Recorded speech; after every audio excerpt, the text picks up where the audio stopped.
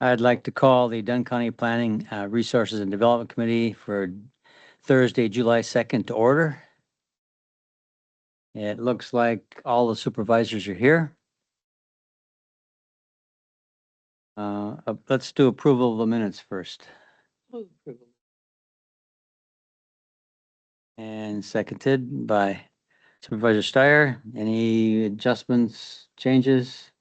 All in favor? Aye. Minutes are approved. Before we get going here, I would, as Supervisor Steyer mentioned, would like to move a couple of things around.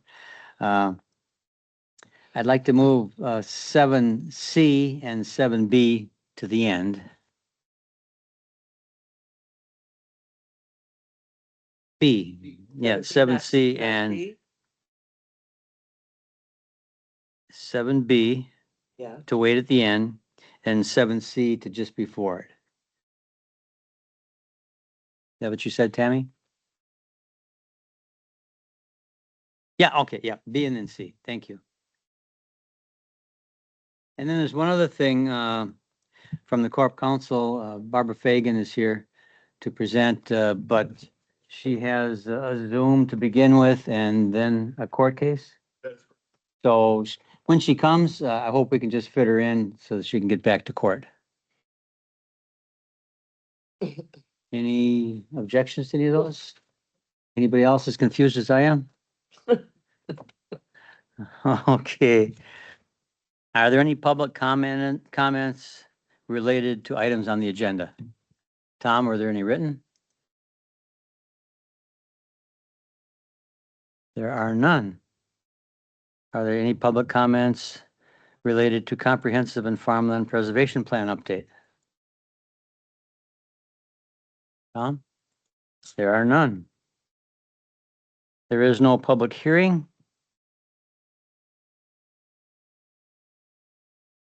And let's go with 7A then.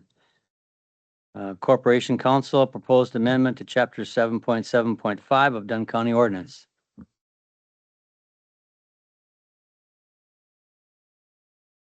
Thank you, Chair, and good morning, everybody. I wanted to present to the committee here my proposed changes to 7.7.5. It was approved on Tuesday night by the committee administration. However, this relates specifically to what you do in terms of approval for buybacks of land. I wanted to update the language, one, because quite frankly, based on the Tyler versus Hennepin County case, the language in our current ordinance was not lawful, quite frankly. Shortly after that, I believe it was June of 2023, Wisconsin statutes were updated to reflect that change in the law. And I wanted to finally go through there and make sure it's lawful. Those who were on the board last term, remember I spoke about the Tyler case as it related to the Elliott class action lawsuit against every single county in Wisconsin plus the city of Milwaukee. Having outdated language, having language which on its face is unlawful, just invites, quite frankly, a lawsuit. I can guarantee that our county has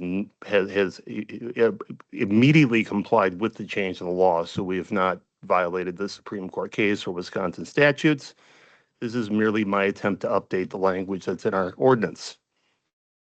The three big changes in it is in old subsection 2. It talked about a 10% service fee that could be added on to a repurchase of property. You might remember, and I did a fairly extensive staff report because I know the committee administration had 2 new members and they weren't there for last year's presentation I gave. That the Tyler case said basically you can charge the repurchaser for actual costs, not any extra fees. So I wanted to remove the 10% service fee as it couldn't be justified basically under the state of the law, both federal law and now Wisconsin law. The second change I made, I revised subsection 1 to eliminate the committee's discretion whether or not to sell it back to the original purchaser. When Wisconsin updated the statute, they made it clear, 75.25, I believe it is, 75.35, excuse me, subsection 3, we actually, if it's a single family home, we do have to offer it to the previous homeowner. They have the right of first refusal, essentially, is the way I look at that. And the third change I made was I revised subsection 6 to establish clear timelines and procedures for that repurchase. If this committee approves a repurchase, usually, at least the meetings I've been to, it's 30 days by default, but you had the discretion to extend that. We saw that last month, I believe. Apparently, per Beth, this was actually my administrative assistant, Beth, who requested this. There were times that previous committees did not give a specific deadline. And in those situations, if it got to day 40, day 50, extended, she did not know by what date they had to repurchase it or pay the money to repurchase it. And so by default, it's 30 days, but in the proposed ordinance, I put in there 30 days, but you had the discretion to extend that. I can think of an example where my previous employer, there were bonus payments paid on March 15th and July 15th. It was June 1st. By default, they'd have to pay by July 1st, but if they requested it and you approved it, you could make it July 15th, July 20th, whatever you wish to do.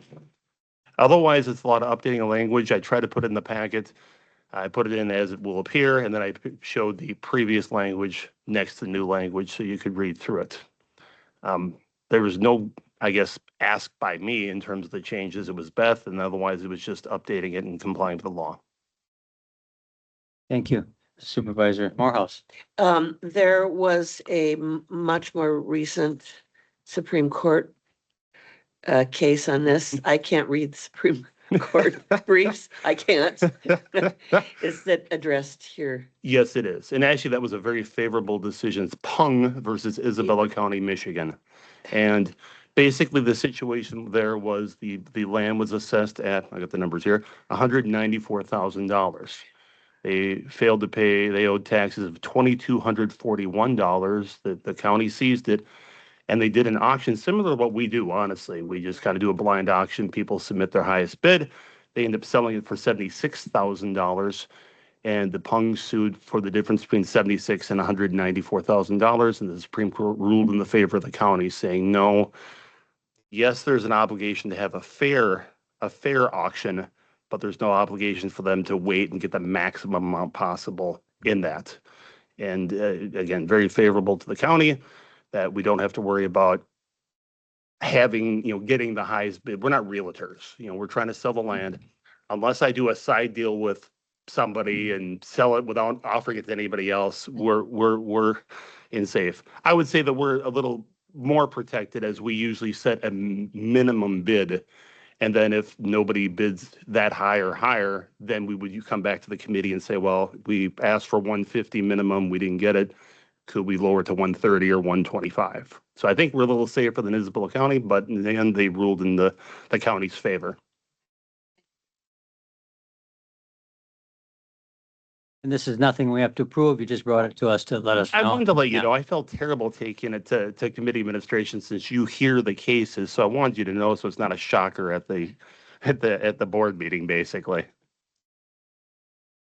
Yeah, thanks for cleaning it up. And it's interesting. We've got one of them again today. And here we are. We did one earlier and now we get a new rule already. And now we do another one. Okay. Thank you very much, Jeff. You're welcome. Okay, that was 7A. 7B we put to the end. 7C we put just before that. 8A, items placed at the request of the chairperson, large load rural energy discussion with Jesse Singerhouse of Dunn Energy Cooperative. And before I ask him to come up, excuse me, I'd like to kind of set what we're going to do here a little bit. I want to emphasize a few things. Today, we're not talking about large scale data centers. I want to make sure this is clear. We're talking about smaller ones. And another thing, large scale data centers are not even permitted or conditional uses in our zoning. So those are a couple of items that sometimes people ask about. So just keep that in mind. And today we're not making any final decisions in any direction. We've asked Jesse Singerhouse, General Manager of the co-op, to come in again for the third time and address us on the issue of modular data centers, but not just modular data centers today. I'm hoping we're going to take a proactive look and say, okay, well, we just learned about them. what's going to come down in 5 years or 3 years or 10 years, and take a bigger picture look and have him help us kind of take a look at that as a business, the co-op. So I hope we can be proactive in that way. So not large scale, don't worry about it. We're not making any final decisions. I hope we can be proactive about it. And I hope an outcome today is that we can send Tammy away with some instructions to start a process. Whether it's to say we're never going to have them, or we want them, or somewhere in between, whatever our discussion brings out right here. But, and our desire to get information out as quickly as we can, we've really kind of thrown things up before we knew very much. And I think it's time we started focusing a little bit so that then if people have questions, or if we have questions, we can know what's going on. So that's, yeah. Hey. Yeah. And if you want to go up to the podium, yeah, I guess so. Well, actually, you sure? Oh,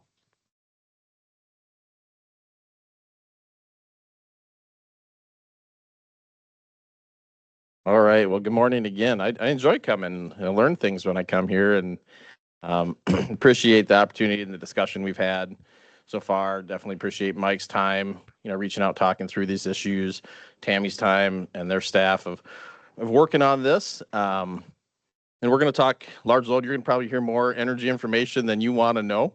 Today it's kind of energy 101 a little bit. I could talk about this for hours, as my board members know and my staff knows, but just want to kind of give you a base on the energy side, make you feel comfortable with what rural energy looks like and how we do things, as you evaluate, where these future projects go. So we'll walk through some just basic energy knowledge. We'll talk about how the grid works and how rural energy, looks in Dunn County. So just a little bit about us. Just under 11,000 electric accounts in Dunn, mostly in Dunn County, 2,076 miles of line. So that's about 5 meters per mile. We also are into Chippewa County and City of Eau Claire, a little bit to Pepin and St. Croix. 5.6 megawatts locally owned renewable energy generation that we worked with staff on the site, mostly here. We have a 9-member board elected from our membership. So it's member controlled. We're not regulated by the Public Service Commission like you would have with an Xcel Energy or We Energies or other utilities like that. 90 years in business, $26 million returned in capital credits as a co-op back to our membership. And then we're a member owner of Dairyland Power Cooperative that does our generation and transmission of power. We do the distribution side. So some other key terms, we'll talk generating plants. You all know what those are, just a centralized source of electricity generation. Could be coal, natural gas, wind, nuclear, whatever those might be. Transmission lines are the large lines that bring power from the generating stations to our substations. So you see those along the interstate, you see them south of Menominee, kind of kitty across Dunn County. We have some north of like our office up by that Cedar Falls area that Xcel has. But all the substations are interconnected with transmission lines. So the substations, they take that power from the transmission and turn it from transmission level power to distribution level power that we can distribute out to our homes, farms, businesses, whoever. So, and I should mention, if you have any questions, just feel free to ask them as we go along. So substations, you're located in our rural area. For us, they're typically 3 to 10 megawatts in size. You go like the one in the industrial park, I have no idea how big that is, but that's a large substation. But most of ours in our rural area, 3 to 10 megawatts. Jesse, how many megawatts? A megawatt is how many kilowatts? We'll get to that. That's coming up. So capacity and energy, you'll hear me talk about that today. So they're different things. People always just think about kilowatts, right? Because that's what's on your bill. That's how many you use. That's what you paid for. But that's just part of the equation, in the energy business. Capacity is the maximum rate of generation or the consumption of electricity, how much you can produce or consume at any one time. Think the max speed of a car, right? Say it's 60 miles an hour. That's generation capacity. Energy is the total amount of energy produced or consumed in a period of time. Think the amount of miles you drive in that car. So if 60 miles an hour, I go for an hour, I can go 60 miles. If I only go 60 miles an hour and drive for half an hour, only went 30 miles, right? So energy and capacity are a little different. But we need the transmission, baseload generation, capacity, and energy to have a stable electric grid. So just some examples of capacity and energy. So take a 2 megawatt solar farm. So that's going to be on about, let's say, 10 or 15 acres of land. So if it ran 24 hours a day, 7 days a week, 365 days a year, it's about 17.5 million kilowatt hours that it could generate. But we know it doesn't do that, right? For solar, because it's dark half the time. It's cloudy, rainy, things happen. But a solar will typically only generate about 4.4 million kilowatt hours of that size. So it has a 25% capacity factor. Even though it could, the 100% capacity factor, 17.5 million, what it actually produces is 25% of its max total. So a good example, like just locally, picked out one of our irrigation systems, and Dave and Luke, you guys are familiar with irrigation systems, right? So I just pulled a random one out of the 250 that we serve in June. So it ran for 40 hours in the month of June, about 4 days at the beginning of the month. It ran at different times during those 4 days. It used 1,917 kilowatt hours with a peak demand of 47.4 kilowatts per hour. So our system needed 47.4 kilowatts per hour of capacity, because that's what it was drawing during that 1 hour, to serve that load, but only 1,900 kilowatt hours of energy, if that makes sense. So the 47.4 kilowatt hours of demand, if that would have ran all 720 hours in June, say he would have ran nonstop the entire month, we would have needed 34,000 kilowatts of energy, but still 47.4 kW of baseload capacity, because that's the most it could draw in 1 hour, 47 kilowatts, right? We had to have that demand there. And we don't know when they're going to run, just like we don't know when you're going to turn things on in your home, at your farm. The capacity has to be there to meet that load the instant you turn it on in real time. Jesse, Yep. before you go on to the next one, just as a point of reference, the 1,917 kilowatt hours. Yep. I'm all electric at my home, and I average 1,500 a month for a whole month. So Sure. just kind of gives an idea of that Sure. 40 hours versus my whole month of all electric. Sure. Yep. So your demand is lower, but you're running probably more hours. This irrigation demand is higher, but it was moist in June, good rainfall. He didn't need to run very much, but we still had to have everything there in case they did. So that's what I mentioned here. So we have to size our transformers and wires and everything that we have there for that peak load, not just the average, right? The max draw. So understanding transmission capacity energy is critical, not for necessarily your committee, but for policymakers and general energy policy as we develop what that future energy policy looks like. We can't just focus on one of those components, right? We have to meet them all. So some other key terms, I mentioned Dairyland Power Cooperative. So they're our generation and transmission company versus like Excel, for example, right? They have the distribution lines, they have the transmission, they have the generation. They do everything integrated. We've split that up into a couple different cooperatives. Dairyland, which is owned by 24 co-ops, does the generation, so they own the power plants, coordinate the bidding of the projects that we have for purchasing energy, building energy, and they also build and maintain transmission lines. Then they bring that power to our substations, we take it out and distribute it to the customers, the members. You'll also hear me talk about MISO, Midwest Independent System Operator. So that's a nonprofit organization that controls the high voltage electric grid and manages the wholesale energy market. They're kind of like the air traffic controller of the grid.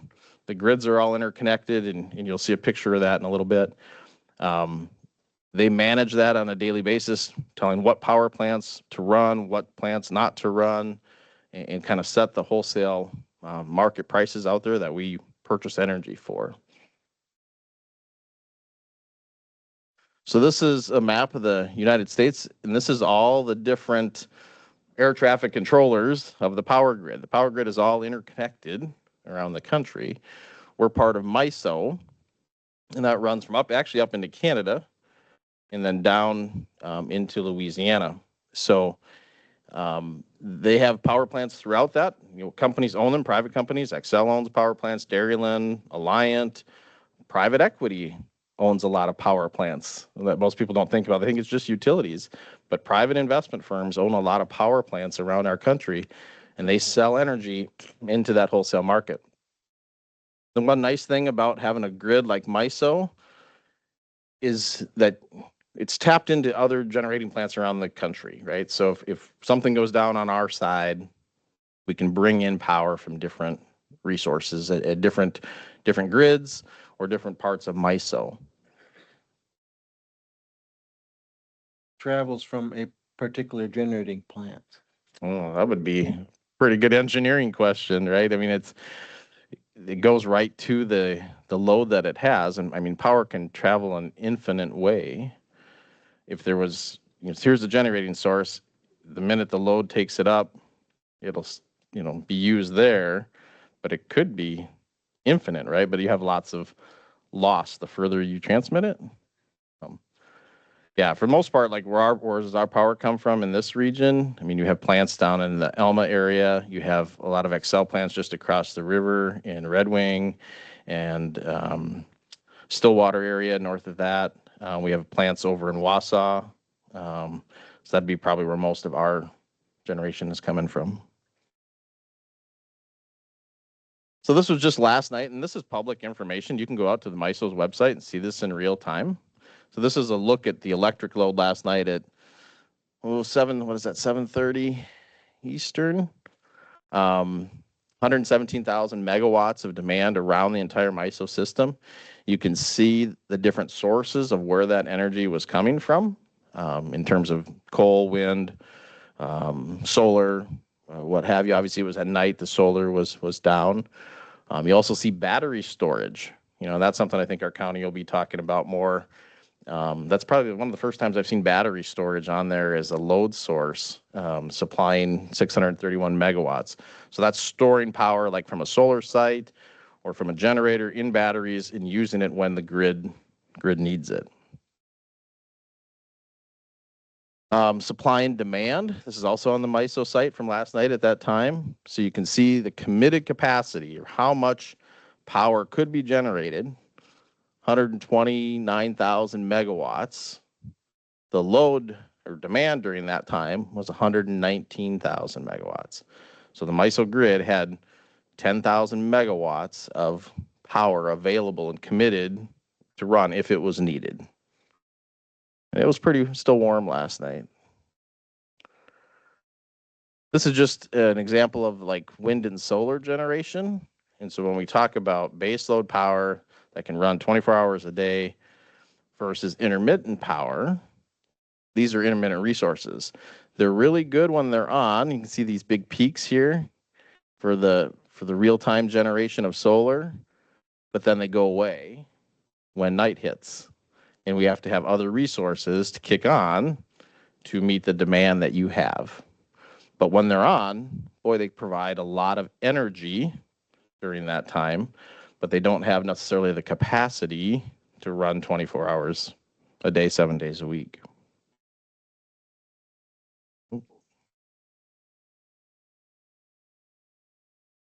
So talking about MISO, coincident peak demand, about 121 gigawatts of power. I probably should have put the chart of gigawatts and kilowatts ahead of that, but their all-time summer peak, 127.1 gigawatts.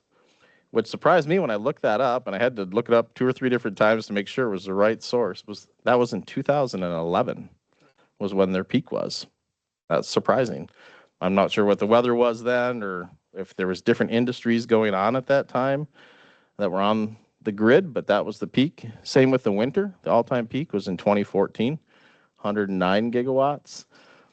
Their forecast for 2035, which isn't that far away, is 163 gigawatts of demand, and that's included in some of this large load data center projections. And their installed capacity, they say as of today, is 202 gigawatts of power. So obviously 202 is bigger than 121, 163. There's power out there. However, it's some of that capacity can't run 24/7, right? We have the solar and the wind, it can produce the energy. So that's kind of the issue. But all in, if everything was running wide open, they could say they can produce 202 gigawatts of power at any one time. So for Dunn Energy, what do we look like? So we had about 216 million kilowatt hours that we sold in 2025. Our coincident peak is 38.8 megawatts. So far in 2026, that's where we've hit for a peak this year so far. Our all-time peak is 45.8 megawatts, and that actually occurred, a couple years ago. Our non-coincident peak all-time, and maybe I missed a slide with that the kilowatts on there, but our all-time peak. So if you take all our substations and add up the peak, the largest peak they've ever seen on our subs, and then add all those numbers together, you get about 63 megawatts of power. The coincident peak is 45.8, meaning looking at the highest hour that we've ever had. So some substations were higher than or lower than their average all-time peak. Some were at their all-time peak, depending on when it ran. And I think I should go back to that if I can. I must have missed a slide about the KW. There's the one you're looking for, Dave. Sorry. So the coincident peak demand, highest peak of all our substations at the same time. The system peak, the highest demand at each individual substation added together, regardless of time. So here's the kilowatt measure. So the kilowatt hour, that's a billing measurement, right? 1,000 watts. If you have something 1,000 watts running for 1 hour, you will use 1 kilowatt hour. That's the math, and that's how we bill you is kilowatt hours. So 1,000 watts is, you'll also see it listed as 1 kW, 1 kilowatt, not kilowatt hour. 1,000 kW is 1 megawatt. 1,000 megawatts is 1 gigawatt of power.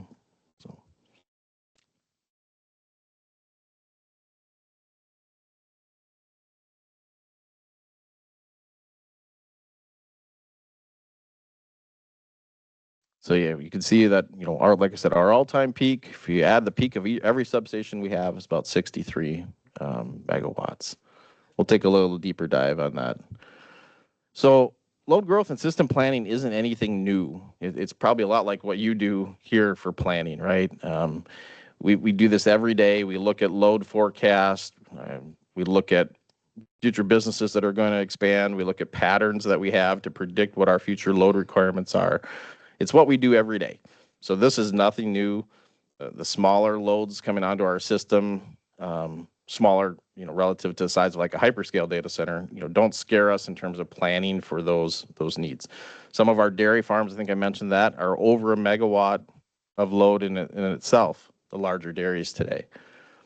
But our peak demand, like I said, 38.8 through May, 45.8 was 2021. But I just went back 10 years to see what our system peaked at Dunn Energy. 37.2, 28.8, 23.6. So if you just use 2001, which is about a year after I started, to 2021, our system grew 17.6 megawatts, all through planning, all through additions of farm expansions, housing additions. The ethanol plant came on after that time, travel center over by Wheaton, things like that. They all happened on our system, and our system planned for that, built for that, and accommodated that growth. So system planning is key to this and the rural energy issues, building a distribution system that's resilient, capable of smart growth, all while keeping it affordable and equitable for members, meaning when new large loads come on, we want them to pay their costs. We don't want to shift that to the new member or the existing member. Darrell and Power, I say we on that, they have to have a transmission system that can deliver energy from multiple sources in a generation system that can produce power at peak times and has room built in it for growth. That's what system planning is. You're not just meeting the exact load. You want to build your system bigger for growth unanticipated, but you don't want to build it too big and have all this cost, this fixed cost, without the energy sales. So how do we work with new large loads? Many times the utility provider is the first call, whether that be from a house, from a farm, from a business. We're one of the first calls that usually happen because they want to see, do we have the power resources out in the area they want to build to meet their needs? That's what they ask us. So we look at every load addition to our grid from a house to a factory. Our staking technicians will meet the load out there at their site, figure out what kind of load they're going to add, and see if the lines out there can handle that. If not, then there's upgrades to pay for that the new member would cover the cost of. They pay for those upgrades. So our goal is to avoid subsidization and rate pressure. So if we didn't charge the homeowner the cost to put in new service, if we didn't charge that to them, the only other way we collect that revenue is through energy rates. That's our billable source, right? So we won't want to do that. We won't want to charge Mike more in his kilowatt hour charges just so Dave could build a new house, right? So we try that. It seems like a good idea, right? So that's how we do it. We visit every site like that, and if it's something that we don't think will work, we tell the member that. We just had an example of that with a member that wanted to expand like their sapping operation in a rural area, add some bigger motors. We were concerned about the voltage quality, power quality for the rest of the members on that line if we put that big of a service in. So we had to have engineering study that. And the member paid for that study to say, here's what we would need to do to serve this. Here's what the member has to pay for, to protect every other member that's on that line. And it worked out. We were able to do the expansion and protect the other members. So we have 15 substations in our service territory, 13 of which are in rural Dunn County. So that's where most of our members are. So as it sits today, and this kind of gets to the question of, if we put a modular data center in or one is built, is it just going to massively expand into a hyperscale? And we'll just want to talk through that engineering wise. So as it sits today, our substations could add 48 megawatts of growth on paper. And what do I mean on paper, right? That means I've looked at what the transformer can do. I looked at what the load is. You take the difference, that's how much it could grow. You add all the substations together. If we wanted to max them out, we'd add 44 megawatts of load growth, about 33 of which are in Dunn County itself. But we wouldn't want to max out the substations. Why not? Wouldn't that be the most efficient? Yes, from a pure economics perspective, right? We'd have that substation maxed out, using a bunch of energy all the time. But if the system is maxed out, there's no room for growth, and we can't use the substations to feed each other in an emergency or repair situation. So Rock Falls is an example. If we have problems with the Rock Falls substation, something fails in there, we don't just shut all the customers off on the substation. We'll backfeed that substation from Caryville and Downsville through what we call tie lines to keep that substation going the most we can. So we have to build in extra capacity in our substations for maintenance and issues like that. So economics, yes, let's max them out, but it doesn't provide a reliable grid for all the other members if we do that. As the sub starts to reach capacity, or a member wants to add something to that substation area, we look at expanding the subs. So our subs have all grown over the years. Maybe they started as a 3 megawatt, went to 5, 7.5, 10. Some of that's just changing out the transformer. Once you get bigger, sometimes you have to expand the footprint of the substation. So what limits a sub from expanding? It's transmission capacity, transmission lines, the lines coming in. They have to have adequate capacity for that new load as well. I can't just say I want a 10 megawatt substation to go from like a 5 to a 10 if I don't have 5 megawatts of capacity on the transmission line. It won't work. So how much could Dunn's system expand using the existing transmission lines that are in rural Dunn County? This changes every year because transmission lines serve multiple locations. So the transmission line that maybe serves our Rock Falls substation also serves accounts in or co-ops in Buffalo County and maybe Pepin County or Eau Claire on the way up. So if they add load, they're going to take some of that transmission capacity up. But so it changes every year. But just ballpark, if nobody else added anything and it was all available, maybe 100 megawatts is what our rural substation transmission lines could handle. So then someone's going to say the question, so a 2 megawatt data center could grow to 100 megawatts using the existing transmission line. Is that what you're saying? The answer is no, because the most any one of our rural subs could expand is about 27 megawatts. So you couldn't, that's spread over 13 substations in rural Dunn County, that 100 megawatts. We'd have to add it to each one. You couldn't just put 100 on one because there's multiple transmission lines. So our biggest substation in terms of expansion, if I took the extra capacity that's there today, plus the transmission line coming in, what that could expand, as is, 27 megawatts is the most I could add at any one of our substations.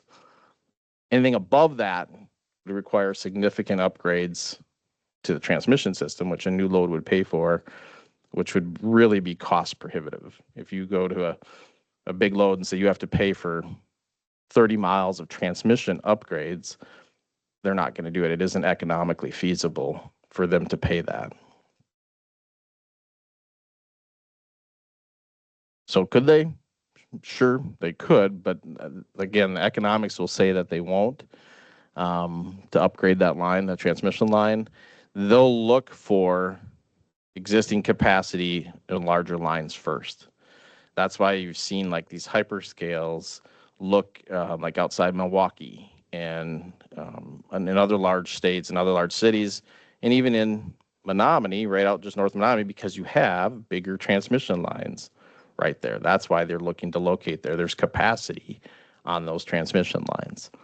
So that's where they'll look. They won't look in the rural area unless there's new infrastructure that doesn't exist today. So our work is kind of like zoning work. We put policies, procedures, guidelines in place to mitigate and protect the members. We do that with anything that we've ever done when we add load to the system. So as a cooperative, our business model requires us to put our members first in all aspects of the business. So safety, growth, reliability, affordability, sustainability. That's our business model. I don't have a return on investment or a shareholder meeting. It's what's best for the membership of our co-op. So how does this impact rates? We've also heard that a lot in the media, online, and people talking about rate impacts of adding data centers. So local perspective, anytime we can add a new member who pays 100% of the cost of interconnection, the cost of their line running to their home or farm business, if they pay that up front, that's a benefit to the co-op because we've had $0 invested and a new member added that's going to use some energy, and it helps us spread our fixed cost over 11,002 members or meters instead of maybe 10,800. That helps us spread our fixed cost. It's a good thing. And if we can increase our average megawatt hours, so I said our average is about 24, our peak, 45. Our average is about 24, meaning, sometimes you're using a lot more power than others. If we can increase our average, this helps us become more efficient because we're selling more kilowatt hours using our existing system, right? It's maybe to your farm analogy, you put your rotary parlor in, could milk how many cows? 40 cows at a time? 60 cows at a time, right? He wants to max that out and have all 60 cows on there. He's not going to put a 60 cow rotary in if he's only got 100 cows, right? So that helps us max that out and raise that average. If we don't grow, and this probably sounds like county administration, city revenue, county revenue, if we don't grow as a business, we either have to raise rates or we have to reduce expense or some combination of the two.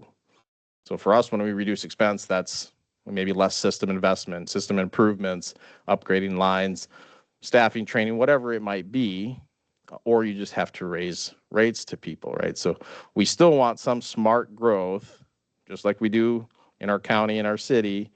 We want some smart growth on our rural energy system to help us not have as much upward pressure on rates. Large loads have specialized rates designed to match their load profile and ensure cost recovery. So does that mean, hey, we're giving them a really, really good deal? No, we're treating them just like everybody else. We look at the load profile of that business, that class, and say, how are you going to pay for this energy? We're not going to lose money on a transaction with a large load, because if we lost money, that would come at the expense of the other members, right? So we want to add a margin to everything that we do. They pay a proportional share of their substation costs. So if we have a substation that costs us, say, $10,000 a month for maintenance of that and different things, and they're 50% of the load on that sub, they're going to pay $5,000 a month for that substation. Most homeowners, you don't see that on your bill. Your bill is, you're kind of aggregated together with other homeowners when we look at your rate class and your rate profile. The large businesses, we look very specifically at when they use energy, what their peaks are, and make sure that they're paying the cost that they're bringing to the system. So yes, they'll have a cheaper per kilowatt rate than you do, just like large businesses do from volume standpoint. But they will pay 100% of their cost plus a return, which helps the cooperative. So absolutely no subsidizations from other member rates. That there's no way, with even our large loads today, there's no way another member could subsidize that. They are paying cost plus. But on the macro level, this is where we hear things about rates going up. Addition of large loads around the MISO footprint, that big grid that we saw, could lead to higher wholesale prices. Why? Supply and demand. If we have the same amount of supply, right, the 205 megawatts, but my demand went from 121 to 163 like they mentioned, my supply stayed the same, my demand went up. Typically that tells you prices go up on the wholesale market as they're competing, especially during those really peak times. So, and also if there's coal plants and things like that being retired from the MISO grid. So if we shrink our supply and increase our demand at the same time, that could lead to higher wholesale prices for everybody. When our wholesale prices go up, members' rates go up. Now, how do we, guard against that? Well, you have to make sure you're adding supply to match the new demand that's coming in. Then your prices will stay stable or, in theory, fall. And so we also said, well, we don't want them on our local grid. It won't impact on us. If they go build in Minnesota, if they go build in Iowa instead of in Wisconsin, it won't impact us. That's not correct, because it's a regional grid, right? The wholesale market's determined as a region, not just from Dairyland Power or one generating station. So it all goes through MISO. So if that load goes anywhere in MISO's regional footprint, it could impact the wholesale price. for us, that's 70% of our budget costs a year is wholesale energy prices. So I think it's something to just be mindful of to say, hey, you know, if this locates somewhere else, it's not going to affect us. It still might. We have to create energy policy that makes sense. And then it kind of gets to the question of, well, would you rather have them go to Minnesota and build and raise our wholesale price, or would you see them build in Wisconsin and at least we can make margin or money on that to benefit our system? I mean, that's kind of a philosophical question that policymakers will have to deal with. So if we have room to grow, this is probably a good question people think about sometimes. If we have room to grow and add load, why is your co-op the last few days saying, hey, shift non-essential usage? Or to Mr. Christofferson in the back, he's on one of our load control programs where their farm shuts down and runs on generator during that time. Why are you doing both things? We're trying to give the members tools to manage their energy cost if they can by reducing load during the most expensive times. Right, so the energy that we were buying in the wholesale market yesterday between 2 and 6 was more expensive than the energy we were buying from 10 a.m. to noon. So if you are capable of reducing your load during that time, we can reward you with a cheaper price because we're not exposed to the higher price. We're trying to give them a tool if they can do that. The issues with modular data centers, they haven't looked at any backup generation. Some you'll read about that have their own backup generation that would do things like this, but so we're trying to manage that peak if we can and fill the valley, because you saw there's valleys where our load use goes way down, or like in an irrigation system only gets used 4 days out of a month. That would be nice that it used all 30 days a month because we built that infrastructure into it. So we're trying to fill those valleys, or to use like the freeway analogy, we're trying to make good use of a 4-lane freeway before we have to expand it to 6, right? There's times that 4-lane is full and you're making really good use of that. And there's times when the 4-lane heading into the cities is empty. And then they've changed it to 6 lanes by Hudson because of the bigger demand that's happened there. So it's a balancing act, like I said, and we're just trying to make good use of our system. So it is a mixed message. We totally understand that. It's hard to understand, but we're just trying to protect that peak, give you tools to manage it. But there is room to grow, especially in those valleys that we have out on our system. So what's your role as we talked about this and try to move forward? How can we work together to attract investment, encourage growth, and protect the community priorities, right? Isn't that the basics of it, right? I don't think Dunn County and Menominee, we're not saying we don't want to grow. We just want to grow in a right way, a smart way that protects our community. So those are what zoning does, right? And you put those parameters in place. Local regulations and the zoning you put in place will determine where development will and can occur and what it looks like, whether that's the square footage of the buildings that are built, or the setbacks, or the noise levels, or things that zoning's always done regardless of industry. A predictable, timely review process. When we talk to businesses that want to locate here or people that want to expand, they say, what's the process? They want to know what the process is. And if we tell them the process is open-ended and forever, right, they're going to look somewhere else. But if we have a predictable, repeatable process, I think that's a good thing. One thing that we've talked about just a little bit of, we weren't talking about data centers in rural Dunn County, 3 years ago, 5 years ago, 20 years ago. There's nothing in zoning or ordinance codes today about anything like this. So the company that we had been talking to that's talked to Tammy, they said, well, can we just file a conditional use permit application? Could, but there's nothing in zoning to give Tammy any direction of what to do with it. So it's probably denied, right, until something's changed in the zoning code to allow discussion or some rules or regulations about it. So can there be something in the zoning code of, kind of that emerging technology, things that aren't listed yet, because there's things that haven't been invented yet or commercialized yet that could come as a business. Instead of changing the code every time something new comes in, but I'm not saying that would get a free pass, right? I'm saying that it would still go through the rigorous review and standards, but can we have a catch-all for things like this that come in, so we can move through the process just like we would with any other type of expansion, like a dairy farm or a business that wants to expand in our rural area. So I think that would be helpful.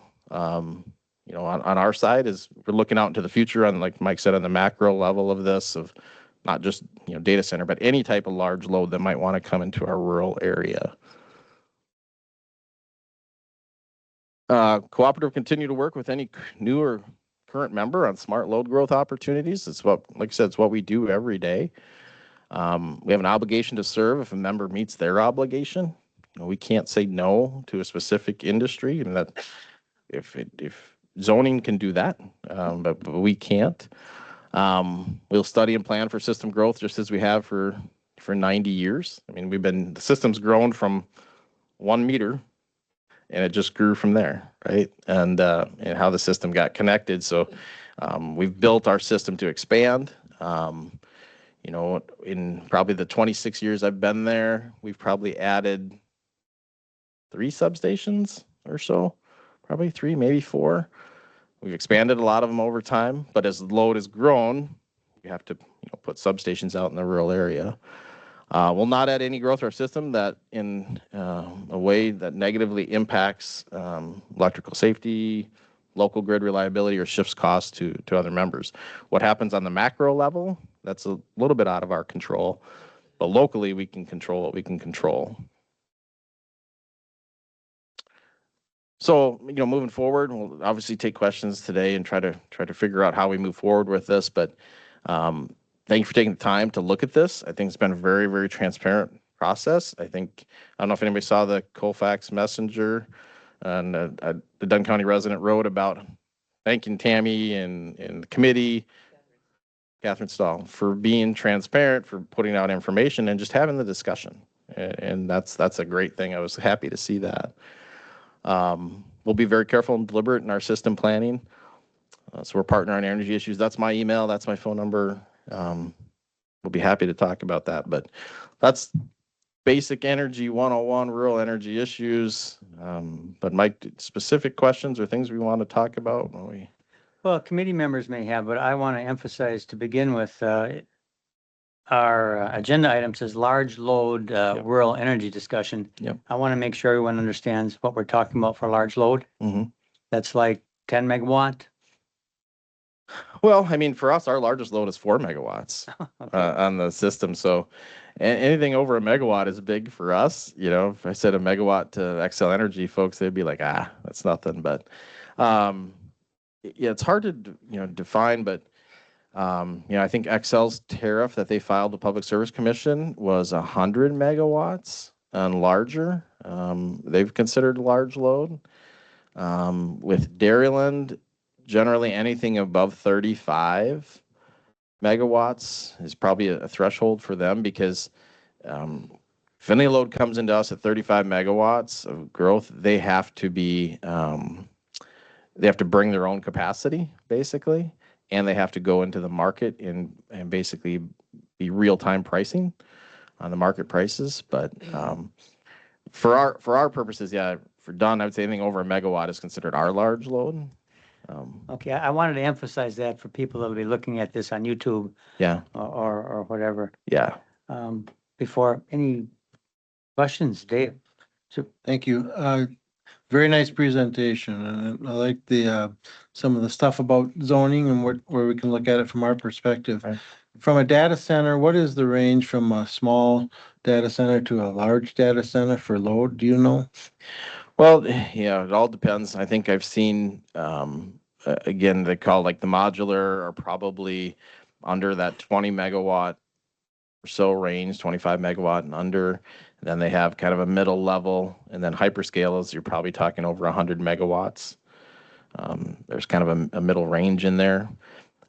We've talked about how do we put zoning based on on the megawatt size, I get a little nervous about that because I don't know what's coming in the door next. There could be another industry or another technology, like say one of our farmers wants to add that might be 6, 7, 8, 12 megawatts, whatever it might be.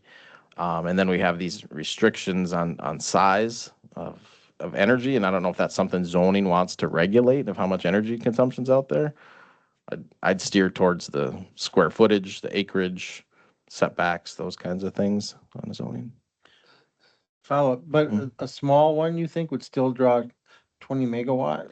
In the data center people's mind, right? The modular ones we've looked at are, 2 to 3 megawatts total, because that's what can fit on the system as So is. there are some that are 2 to 3. Yeah, they kind of build it to the size that we tell them is okay to add, right? How many servers they add, how many containers they add. Like our sites in Chippewa, where our larger substations are, we probably could add 5 megawatts of growth on that sub and still have plenty of capacity. But our ones in Dunn County, like some of them are only 200 kW I could add. Well, they're not going to look there. They're not going to do a project for 200. They're going to want to see at least probably a megawatt to 2 on the modular side. Yeah. Other comments or questions? Diane, thank you. Thinking about planning into the future. I mean, maybe the energy cooperatives have an idea of this, but how does one plan for uses and technologies and that don't currently exist? I mean, Mhm. how does one legally and appropriately redesign a zoning code to deal with something that we don't? And maybe Tammy can answer that Mhm. question too, but how do we know what the future is going to bring? And how do we try to address that? I'll leave that to you. That's in your alleyway. And you don't have to answer it if you don't want to. I'm just curious about this. I think it's a great question. I think that's the question the committee is going to try to answer over the coming meetings. And do we be specific, to defining each emerging, or I shouldn't say emerging, because we're not even talking emerging, we're talking today Yeah, at what's, facing us, or can we start looking at our regulations or definitions that are broader to capture multi-facets? We've talked about in our comp plan, do we have a land use impact review process, right? That we actually can quantify, measure, and say yes, no. So I think those are the discussions, that this committee should be having. thank you. Yeah. Thank you both. I agree. I think that's what positions you for the future, right? And of being, it's scary because how do I want to design a zoning ordinance for something I don't even know that's coming in?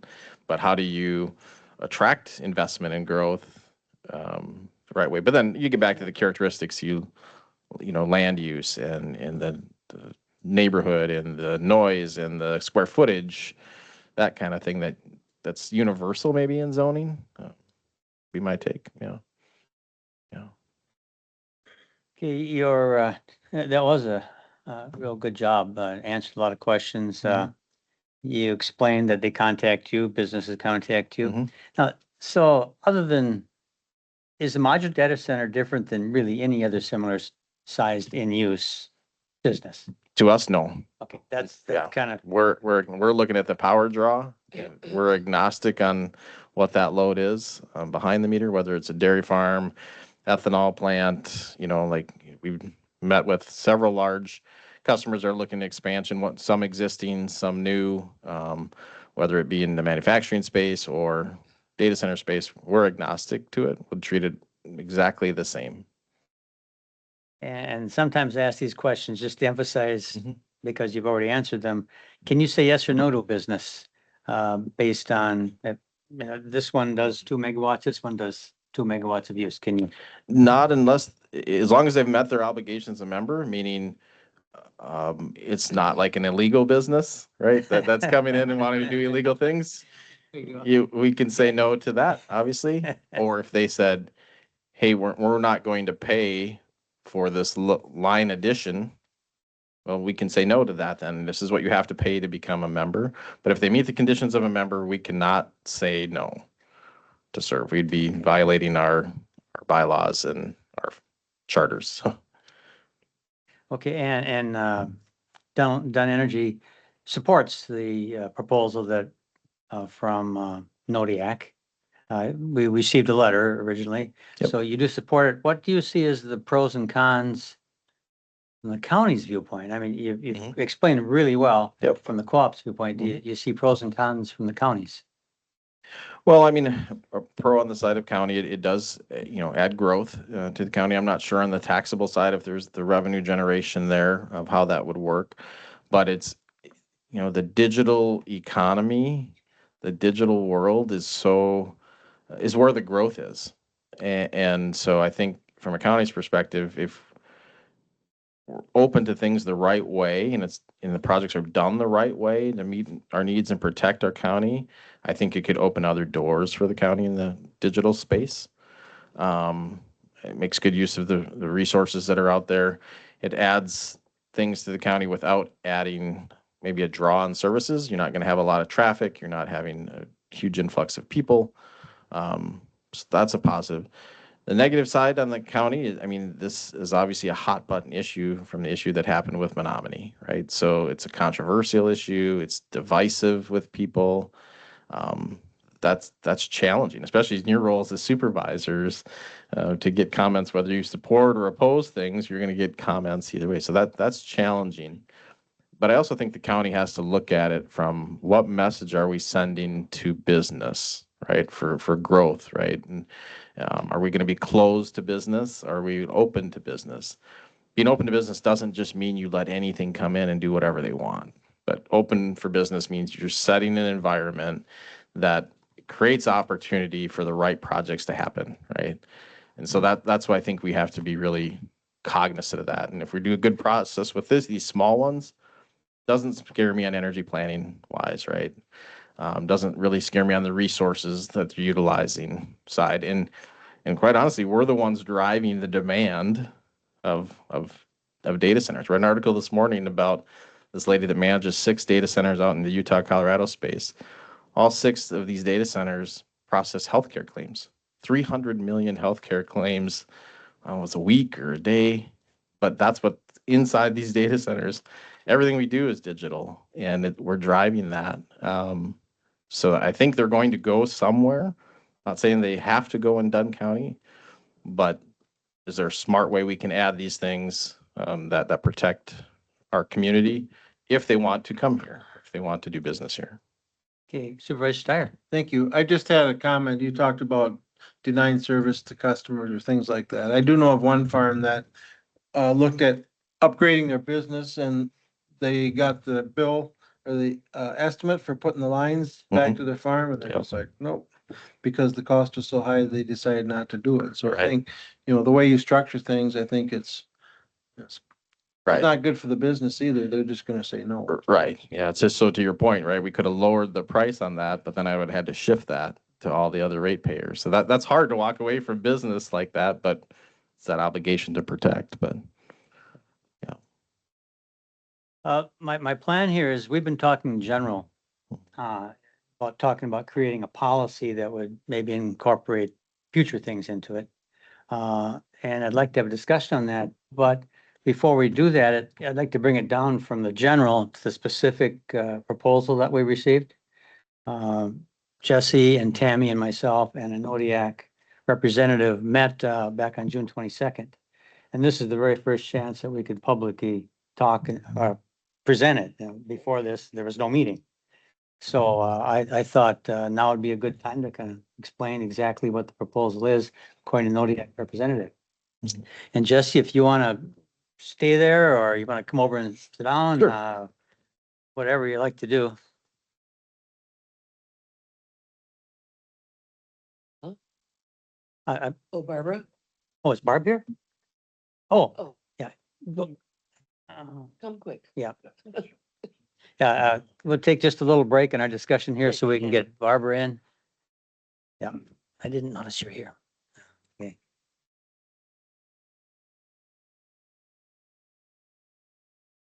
You're on. This is item 9A.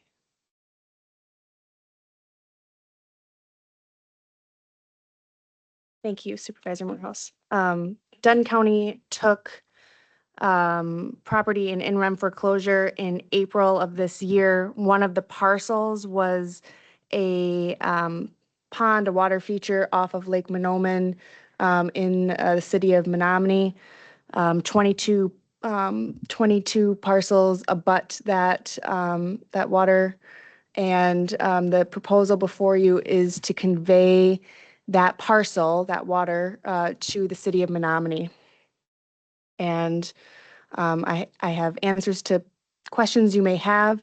It doesn't put the parcel back on the tax roll, and it would be a conveyance for $0. But in weighing risk and utility, the Corporation Counsel's Office felt that that was beneficial to the county, to the parcel, and to the city. Diane, go ahead. Barbara, does conveyance mean we're basically giving it Correct. to the city? No costs, no charges involved? We would ask that the city pay the $30 recording fee, but not for a dollar amount for the actual parcel. Thank you.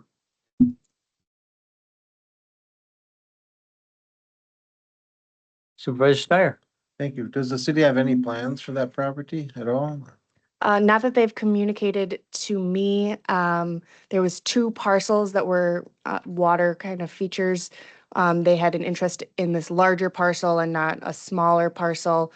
I haven't discussed any plans with the city regarding it. Yeah, Chase. Oh, Bob Bauer. Thank you, Mr. Chair. There's 2 parcels, the other one they're not interested in, right? Correct. Okay. This is water with islands on it, is that what I'm seeing there? Correct. So the islands is what you're talking about, or is the property around the outside, or houses? The water is considered, it's basically the water is what's considered the parcel. Doesn't state or DNR own all water rights anyway? I mean, doesn't that belong to them? How does that work? Chase might be able to explain a little bit further. It was mapped that way, and when that division or Mr. Carlson, when it was mapped that way, the parcel was outlined, and my understanding is that generally it would be divided kind of like a pizza pie, and each parcel would own a piece of kind of that water feature, and that wasn't done, but that's my understanding of it. Tom. Thank you, Mr. Chair. I don't have the plat up. Obviously, the land around it was divided, and based on the parcel configuration, I would assume that those are platted subdivisions that only went to the water's edge. And this was likely just a piece of leftover land, remnant piece that was owned by the developer at the time. With respect to water, if it's navigable water, it's subject to the public trust doctrine. So if in fact it's deemed navigable, you and I can go float a canoe in there if we can get to it, right? Just like most streams, you can't put a fence across the Gilbert Creek and stop me from taking my canoe down it. So even though the bed of that is perhaps owned by someone, it is still subject to the public trust in navigable waters by the state of Wisconsin for the use and enjoyment of our residents. So I don't know if that answers your question. It doesn't have a lot of development potential. I mean, it's water, and you've got the interstate on the one side. So I'm not sure what the city could do with it, from that standpoint. So, Barb, the delinquent taxes and fees, nobody's been paying it for a long time. Was it the original developer that owned it, or? Correct. So the property had taxes going back to 2016. The taxes, in part because there was, the developer had paid some money on a different parcel, and we had thought it was being paid on this parcel. That's part of why it goes back so far, but there hadn't been taxes paid on the parcel back to 2016. The total due was $12,447. The land was reassessed for tax purposes in 2021, and the taxes lowered, more than halved, but to $325 a year in tax revenue that was assigned to that parcel. But prior to that reassessment in 2021, the taxes were $825 per parcel, or for that parcel. Supervisor Steyer. What happens with the other parcel? Right, there's no current plan for the other parcel. It remains in the county ownership. The question here is, should we approve your recommendation to convey it to the city Correct. for just the $30 fee to, and we just kind of forget about the 12,000 because we can't collect it. The alternative is to, in my estimation, the alternative is that the county remains the owners of that parcel and doesn't collect that $12,000 to put it on the auction. The auction block seems like a kind of a ridiculous outcome. And so it seems like an awkward suggestion to just walk away from the basically $12,000, but I think that that's the most reasonable outcome given the nature of this parcel. Okay, any other questions? Supervisor Bauer? On the second parcel, I mean, it's gonna be the same thing as the city's gonna have. We're just gonna own it as a county. It's I don't know all the dynamics of that smaller parcel, but it's substantially smaller, and the city didn't have Yeah, interest in It it. was on the map. I looked it up on GSI too, and it's, I guess I don't know what you do with that either. You can't collect taxes on it, right? So, yeah, we're kind of messed up with that one, but, all right. I do. Supervisor Wilsey? Hasselwander is no longer in business. Mr. Hasselwander still is in business, I believe. Last time I checked his LLC status, I believe that it was still active. I've been in conversations with him. They've all been pleasant conversations. He didn't have any interest in the parcel, had wished to convey it to the county before in rem foreclosure. He's been a participant in the process, but did not frankly want to put money towards a parcel that had no ostensible value. So he owes us money and he's just not going to pay.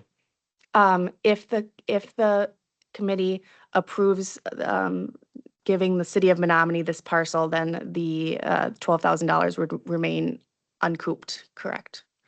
But the foreclosure judgment, so we brought foreclosure in rem means against the property. So we brought suit against the property.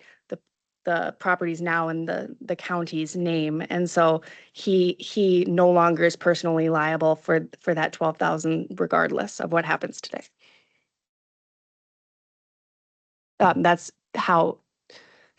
kind of the foundational element of how in rem foreclosure works, that you bring suit against the property, and then the former owner doesn't have any interest in that property anymore, that the county has the property, and then the county decides how to proceed with the property.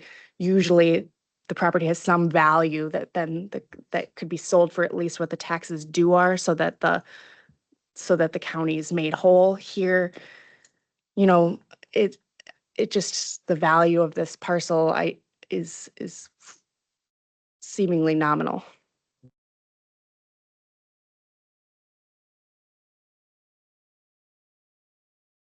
Well, it looks like we need a motion to approve her suggestion of conveying it to the city. I'll move approval of conveying this property to the city of Menominee. Is that all you need? For $0 Well, there's a $30. and a $30 recording fee. A $30 recording fee. Yes. Let's just add that. Okay. We have a second on that. Supervisor Steyer seconds. Any more discussion, or it's an interesting one? I don't think we've had one like this No, we before. haven't.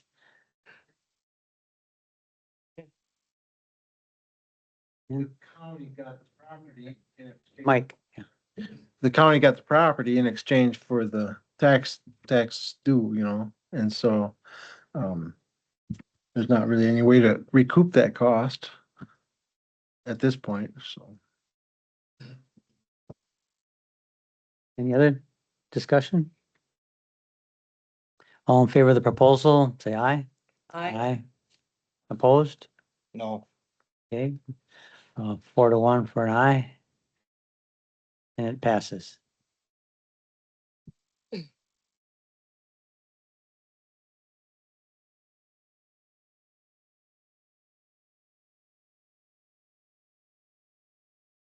Okay, let's go back to what we were talking about. Jesse was talking about, and we were kind of looking at things in general. And like I said, we did meet virtually, Jesse and Tammy and myself, with a Nodiac representative. Jen, Yeah, just wait. But I have a summary of questions that people asked. One was about water and use pollution. So a Nodiac representative, they said they use a closed loop system. No well would be needed. The water is trucked in. can I back you up just a Sure, moment? go ahead. I don't even know what the proposal is, so That- can you that's- give us general guidelines? Are Okay, you gonna I do will that? do it in that order. Okay, yeah. all right, thank you. Yeah, that's a better idea.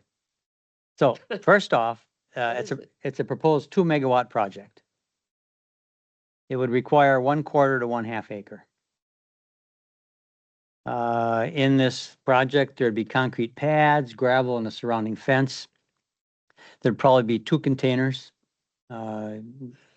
semi truck type things. They'd have computers and associated power equipment on the pads. The company has already leased 39 acres, and they don't need all that, but they want to make sure that they have an appropriate site to put the property. And Tammy and Jesse, if I've messed up here, let me know. Nodiac works with different providers to have the containers, so the containers might look a little bit different, but they're 10 to 12 feet height. So in general, they're looking at a 2-megawatt project on 1/2 to 1/4 acre, a couple of containers in it. The project is next to the proposed project is next to the ethanol plant, right adjacent to it, right next to the solar and ethanol plant. So that's the proposal, 2 megawatts. Yeah, thanks, Diane, because that's way better to Yeah, start there. now we have at least a framework. Yeah. Mhm. Let's see. And then I've got things like power, which Jesse's addressed, but I'd like to address again, waste heat, electronic interference, which you brought up, noise pollution, water and use pollution. Those are all questions that were addressed by the Nodiac representative. And I want to stress, this is from the Nodiac representative, and I'm relaying what he told us. I don't know if other companies would do it differently or anything else. But so that's the project. People have wondered about water use, and they use a closed loop cooling system. They truck the water in. There's no well needed. The initial fill is 3,000 to 4,000 gallons. Not very much, is it? No. And it's made up of water and propylene glycol mixture. The same thing that runs up and down in my groundwater source heat system. The chillers are air cooled. Now this liquid that they truck in, they said they use it 5 to 8 years before changing. And they might need to top it off occasionally, which I do in my system too. And the liquid would be disposed of eventually according to DNR rules.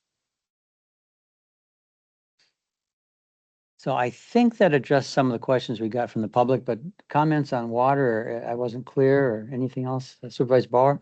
Yeah, the questions that I was gonna ask you already answered. I mean, are the traffic is the big thing, there's gonna be a lot of trucks in and out, but you said it's only once or twice a year.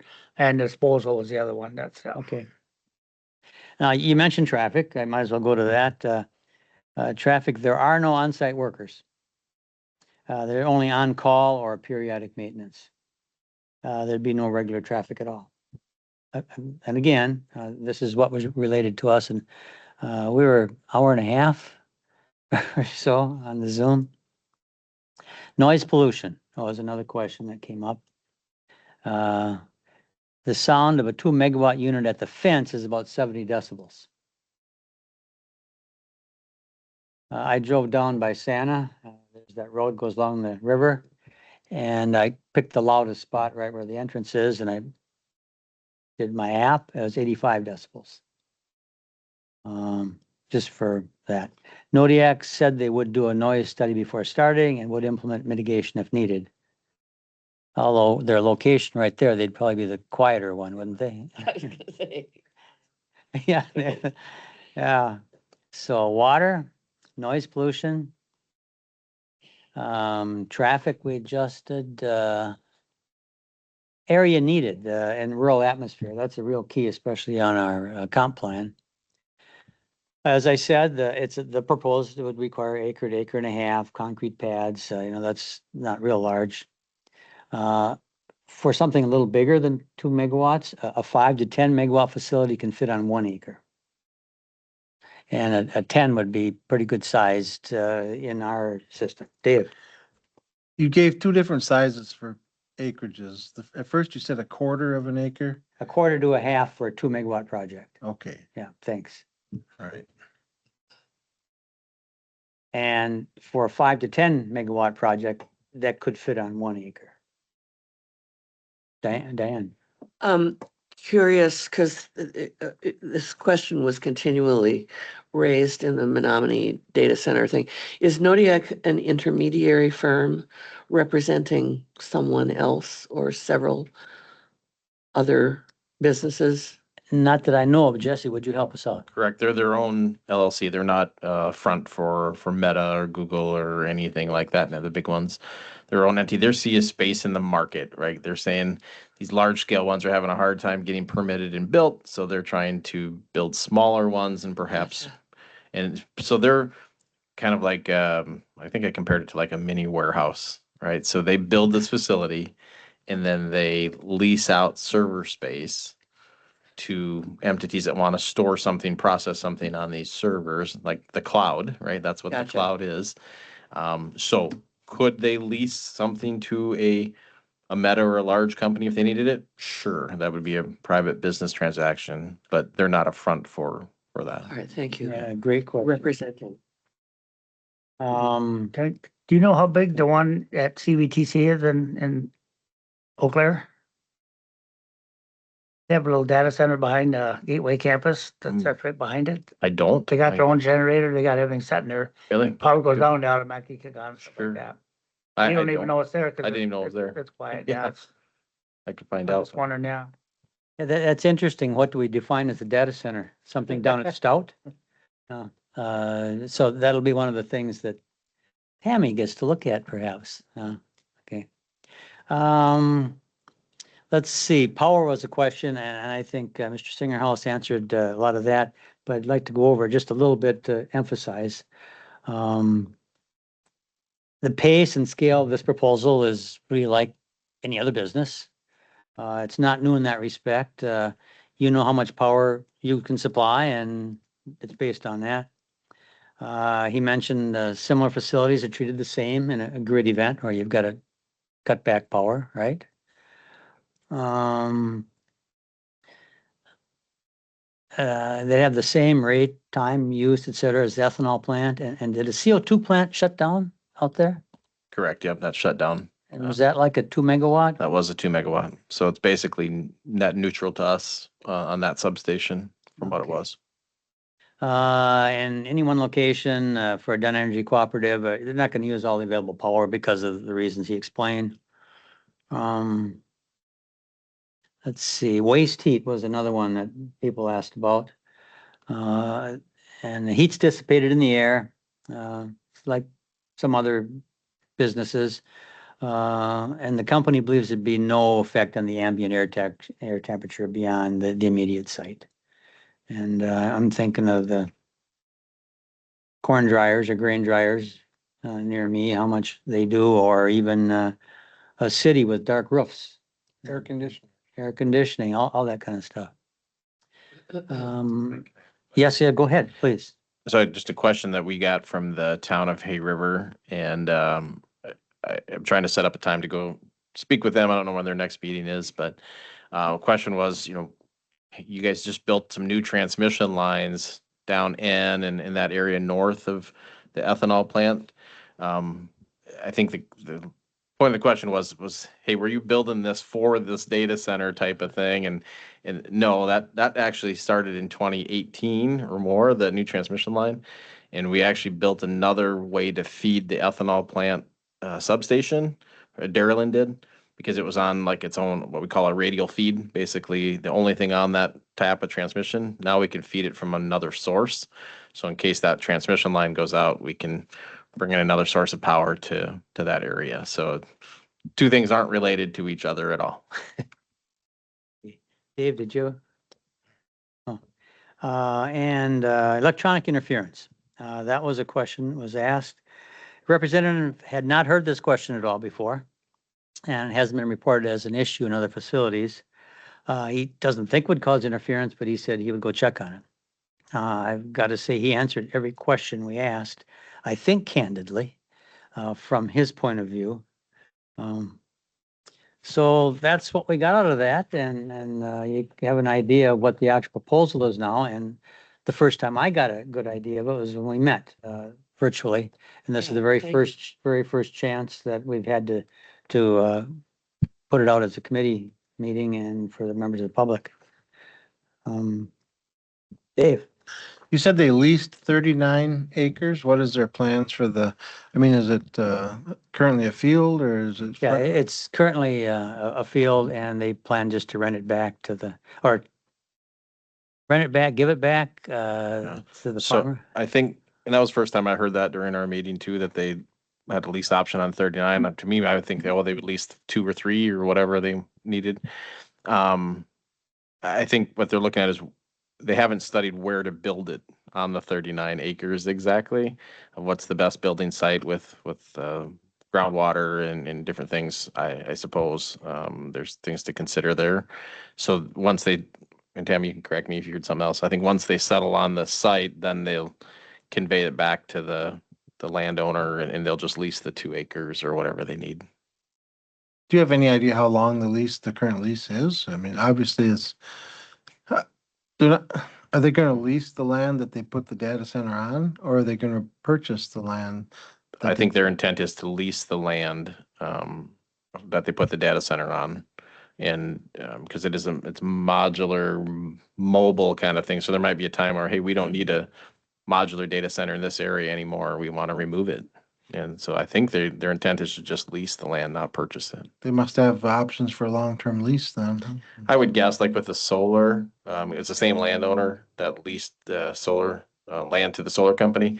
And that was, I believe, a 30-year lease that they did. Supervisor Wilson. This question for Tammy. I know Elk Creek Solar was a significant amount of money for the county. Will this be more money? Or how does that affect us? Money as far as like tax revenue from an assessment, or are you talking kind of like the agreement that, I think they had like the county went into a contract or agreement with the solar company. So I guess. Yeah, I'm kind of probably asking Tammy, your can I- clarification to your Yeah. question. So the economics, we don't know yet, ultimately. Well, the state requires that Right, that exactly. company pay county Counties. and township a certain amount. That's It's required. Solar panel company. A solar panel company. Yeah. And then they did do some extra stuff for, I think, a school district and so forth. This would strictly be tax base. I would add, Luke, that the company has talked about community benefit plans. Any kind of company that wants to come in usually does something, or what would that look like, whether it be supportive schools or townships or some type of, they've just started to talk about that or what that would look like. But I think they want to see if it could even happen before they get too far down the road. I don't think it's going to be a huge financial windfall because it's only 2 megawatt type project. But, if the process goes good and they look to expand at other areas with other smaller projects on our system and say they have 3 or 4 sites on our system, I mean, there could be some revenue. And Jesse, 2 megawatt is per day or per month or? That's their peak draw, Okay. right? day. Would be, well, 2 megawatts per hour if they were running full bore, right? So 2,000 megawatt or 2 megawatts draw per hour. Just like we saw on the map with, there was 117,000 megawatts being drawn last night. That was the current draw on there. That's their motor size, right? Like if you had a 100 horsepower motor, right? That's the most it could draw in an hour. And that was similar to the CO2 plant? Yes, that's exactly at the CO2 plant. Maybe the CO2 plant might have been 1.9 megawatts or something like that. But so that's about like 1,900 kilowatts an hour. It's 1.9, 2,000 kilowatts an hour at 2 megawatts. So if they run all the time, most of those factory or the data centers from what we see, the data we've seen is about 90% of the time they're running, which is similar to what the CO2 plant did. Ethanol plant, same thing. Supervisor Bauer? Recycling the water, can they do that? Then reuse it again, or is it just filtered through and then disposed of somewhere, or is it hazardous? I guess I don't know what that is, It's considered, well, you can look this up too. This is what I did. It's considered low toxicity. They have to dispose of it according to DNR rules, for one. It says here potential hazards, eye contact can cause skin irritation or irritation. Drinking it can cause illness. Prolonged skin contact, mild irritation. You don't want to inhale it. So it's not real toxic. But Would that be something they take to the sewer plant to process, or do you know what? that I don't know. The DNR. Well, yeah, but Tammy? still. I think that would be defined. I mean, likely it would be disposed of according to wastewater requirements. So I would say yes, probably a wastewater treatment plant's going to be the closest location, most suited. But it's antifreeze. I mean, so we have, not. I Well, guess it's yeah, so. it's kind of Kind of antifreeze. antifreeze, It's a right. different, less Right. toxic one. The antifreeze you put in our cars is really poisonous. So perhaps it's more like the clean sweep program, that we have, and probably disposed of more, to a source that takes antifreeze. It's used pretty cooling systems all over, I think, are using something similar to that, so. It's, our chiller has a mix like that at the farm, so. I mean, the company did say, I mean, that's part of the, discussion of scale, right? They would be, willing to do a leak detection. I mean, again, it depends on at what moment do you put or what scale you would put a leak detection system in. But that's always an option if we're concerned about what the chemical is and potential, disposal of it. I know, like for our cooling, we're required to, we have to test it with the state periodically, so they, because we sell milk, and it's used to help cool the milk, so we have to do tests on the chiller and everything, and it's very, very rare that we add to it, but occasionally if some evaporates off or whatever through the process, you lose a little bit, so it's pretty rare. Questions, comments? It's now is the time it comes to us, we got to make a decision. Do we want to move forward with saying, well, this is a possibility of something that we want to accept into the county? Have Tammy write something up and see if it would address concerns? Do we want to say, we don't want any of this? what's the committee say? Guys, we'll see. I'd be in favor of moving forward with exploring it. It's not an action. It's not an action item, It's not but an yeah. action item. but- We but can't you- do that. You mean you agree with it, Supervisor Rowe? Okay. Move forward and have Tammy write something up and bring Yeah. it back to us. Let's do it. Okay, let's do that. Tammy, would you consider, and like the beginning, we started talking about maybe a broader one Yeah. that would incorporate the things we've got here, and bring it back to us. I want to emphasize to anyone listening, this is a draft. We have not made a decision today to actually approve, per se, this project. I would ask Tammy, what do you need from us as far as direction on, because when we start talking about, a carve out for new technologies and things like that, which I thought was a really interesting way to go about from a zoning perspective, is what would you need from the committee as far as guidance on that? Is there anything that, are there other ones that are already in place that you can model something after that for direction, or?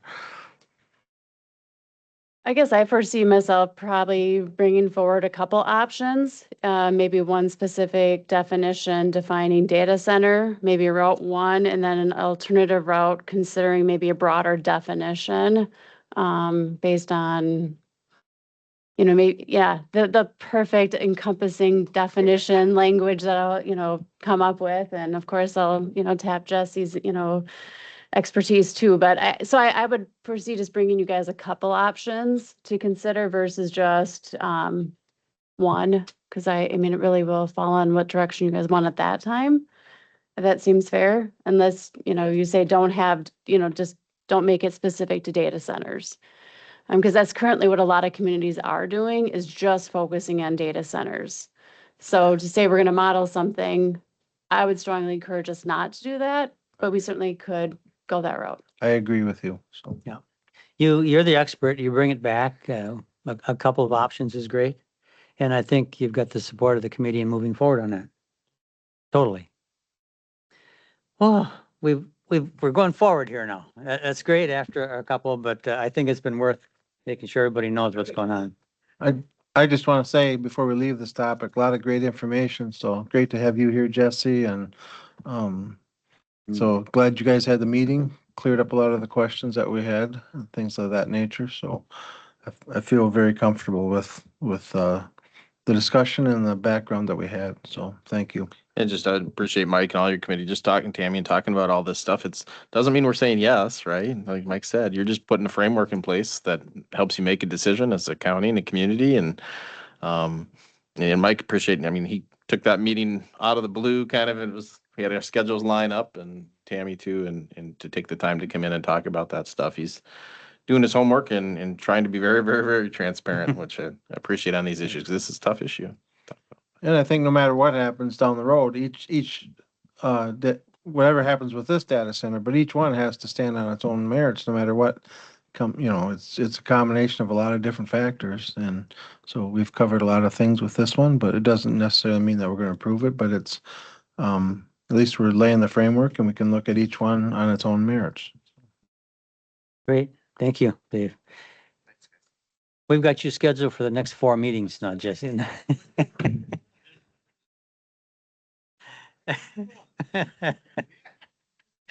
Okay. Let's see, what have we got left here? But besides Jenna, is there anything left? Comprehensive plan of farmland preservation plan project summary of work completed to date in preparation for final review. That would be 7C. Do you? Okay. Yep. Let's get that done. And your review, depending on how this goes, could be next time, or it needs to be today. Okay. Let's take a little 3-minute break. Let's take maybe a 3 or 4 minute break. And Tom, you can stop recording, or you want to just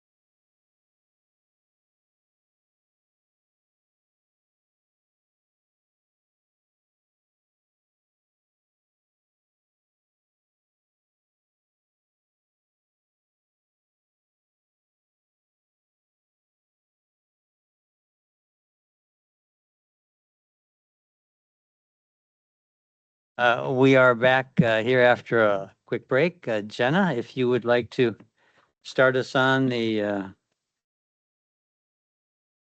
operational planning exercise.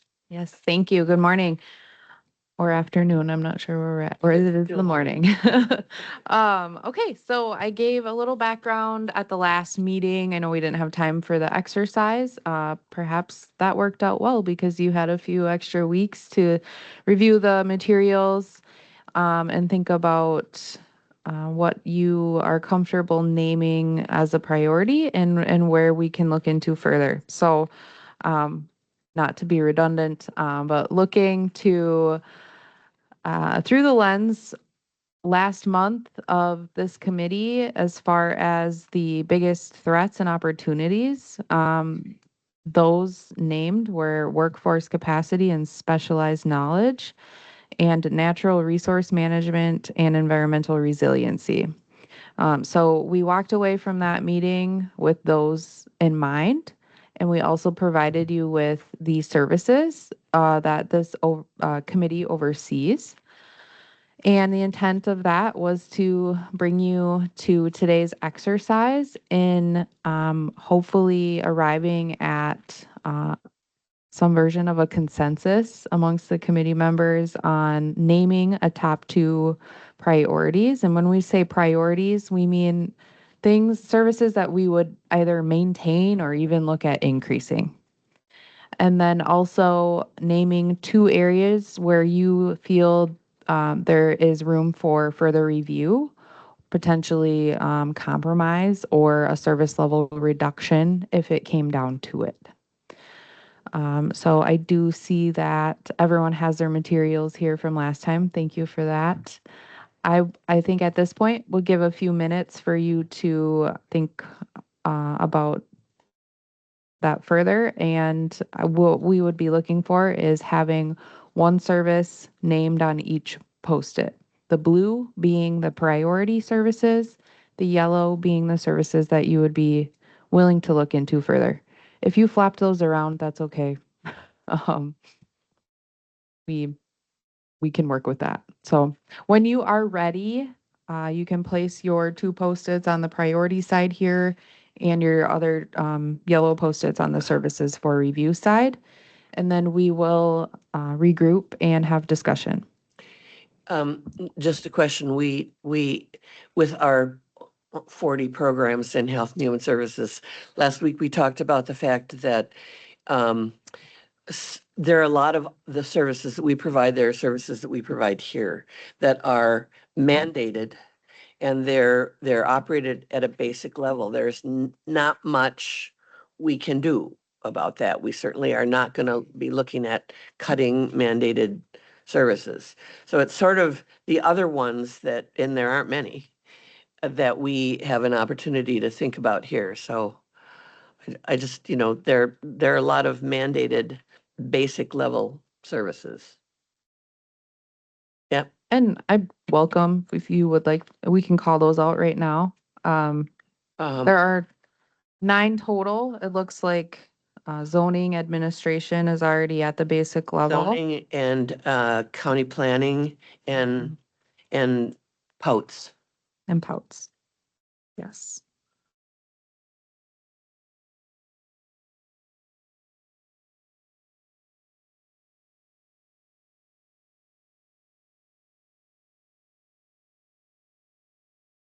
Okay, I think from there, when you're ready, go ahead and place your post-its and then we will have discussion. And no rush, take your time.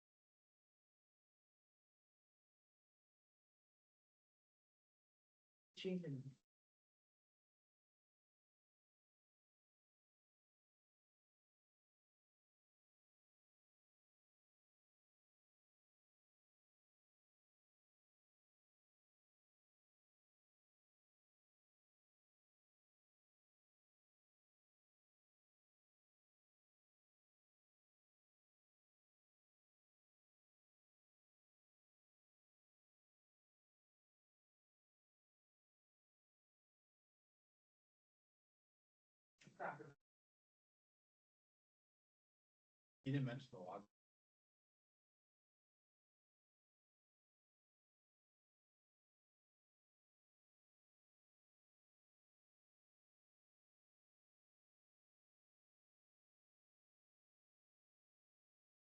I think he's.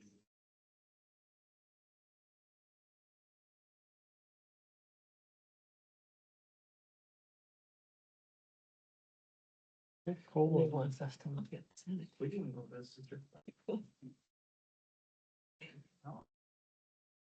Yeah, I can, Ugh, because it's not just getting rid of whatever, it could be maybe working together with some of the county or doing this or that or somehow. maybe, maybe. Uh-oh, doesn't look like much for groups.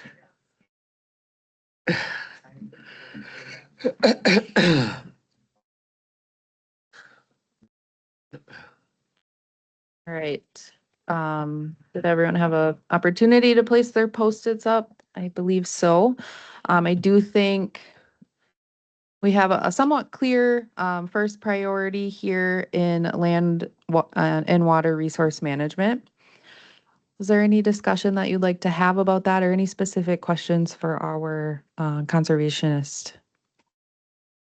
It's a priority. For sure. Go ahead, Dave. Oh, we can just discuss here. Okay, I just think that I think it's important that the county maintains staffing and that, you know, with everything that's going on, I think that's pretty important. Yeah, and it's long-term effects too. Yeah. Either way, good or bad. So it's important.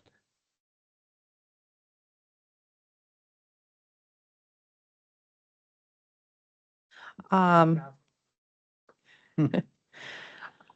Our second mention, I would say not by a landslide, but is county planning and community planning. The others with one mention each, vital records, zoning, property management, and sanitation. What we would be looking for here is a consensus from the committee on a top two.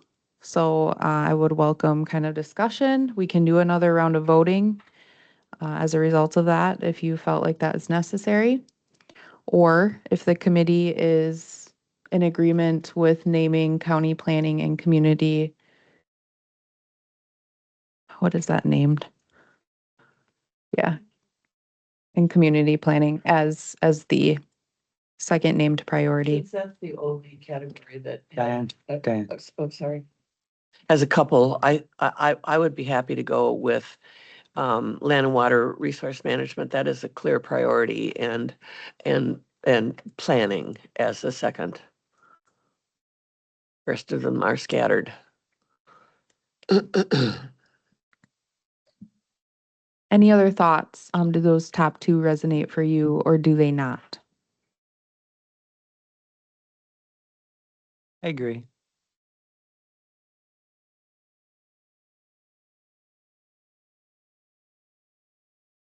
We're looking at you, But Dave. if we need, The premise of the way we're doing this, I don't agree with 100%. I agree with you. I believe that there's things within each department that can be looked at. If we did this on our farm and saying, you know what, we're not gonna feed that pen of cows or that pen of cows tomorrow because they're underperforming or whatever, you know, the whole premise of how we're doing it doesn't sit real good with me. I just think that there's different ways to do it, but this is the way you guys are doing it and this is what we got, so. is there a way to do it differently today? There's no rules here. So what we're looking for as an outcome is clear or recommended areas of focus for the executive committee to either plan for the future with or make further decisions on if it needed to come down to it. If there is a different way to arrive at that, You I'm know, yeah, and I absolutely hate open people to that that. critique without solutions. That drives me nuts. So, but I think that there's, well, the way technology is going, I believe that there's efficiencies to be gained in any department, no matter, there's things that we can do to help our people do their jobs better. And I think we really have to focus on a lot of those things down the road to make the offices and things as efficient as we can. It'll be some heartache to do that, but I think in the end, it's going to pay, I think we need to get to that point where we're operating as lean as we can and still getting the jobs done in all of our departments. But I still think there's certain things where we just need the staff and kind of feet on the ground to do certain services. But I, I'm more of a looking at each area and saying, what can we do better in this area, and what can we, how can we do our job more efficient, and what can we, or, I know that you're trying to get at, and we haven't looked at the review side of things yet, but you're trying to get at the things that I just think that there's some things that, once you get to the review side, I guess we can talk about it, but there's some things that, that can be done different as well, but. Yeah, I think that is a good segue into naming for review isn't necessarily about cutting it or reducing it, but maybe doing it differently and maybe using technology to find efficiencies. So I appreciate that train of thought. So with that in mind, we do have quite a scattering, I would say. There are 2 mentions for sanitation. If there were any comments around the thinking there, maybe it was finding efficiencies. And if you could I speak put to that further. sanitation on there, and I know Diane, you were like, sanitation, but it's, for me, it's an efficiency thing, we have a lot of different, septic systems on our different properties, things like that. And so we're getting these yellow notices in the mail, and I just think that there's ways that they can do, somebody's spending time going through all this record system and which ones are due for review and all that. And I don't know how much of their time is dedicated to that part, that side of the operations, but I just think there's ways they can automate that and make it as something as a email notification or things like that. A lot of times we work through our septic company, and maybe you can just start working with the septic companies direct and say, hey, here's the list of properties, that you guys service. These are ones that are due for inspection, take care of it type of deal. And there's a lot of landowners that would agree to that and say, yeah, I don't want the headache of having to send the notice to my septic company to come take care of this pit, to turn it into the county, whatever. Can't we just cut all that out and say, hey, here's the different ones that are due for service. Go that route, but. And we're looking for general here. We're not looking for, no, I mean, I'm talking to Jenna now, right? Mhm. These are, It's hard to talk about why I put it there without explaining. yeah, I get that. And we don't need a response from Tammy and what we're doing on something like this. But yeah, efficiencies all the way across that haven't yet been achieved. Go ahead. Yep. So I think I'll walk through the other things listed up here, and then we can work together to identify consensus. Or, I mean, it's also an option. Let's look into all of them. That's not to say we're naming them for any sort of reduction, but if the committee wanted to provide that direction, that can be an outcome of this. So zoning is mentioned, property and environmental management, vital records, snowmobile trails. And I think that is a component of land and water resource management currently. Property management. Okay, I'm gonna put that actually with county planning and survey remonumentation.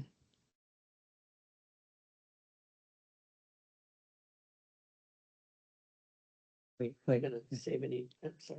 I keep doing it with a note that says we're not gonna save any money on that one. So there.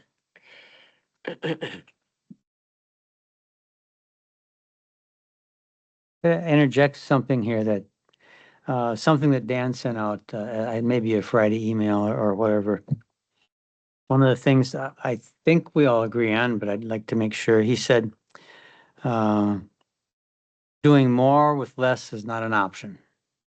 We know, you're referring to the board, that two people could not do the work of three. So when we're talking about efficiencies, we're not talking about, at least not, yeah, we're not talking, well, whether we're talking about staff reduction or not, if we reduce staff, we've got to reduce the job. And that's the point here. So many years in the school district, you saw it and you see it here. Okay, well, we won't fill that position. Well, the rest of the people will do the same, they can do the same work. And that's not what we're looking to do here. It's kind of my understanding. I'm just looking for ways to cut their workload to make so that they can do their job better. Yeah.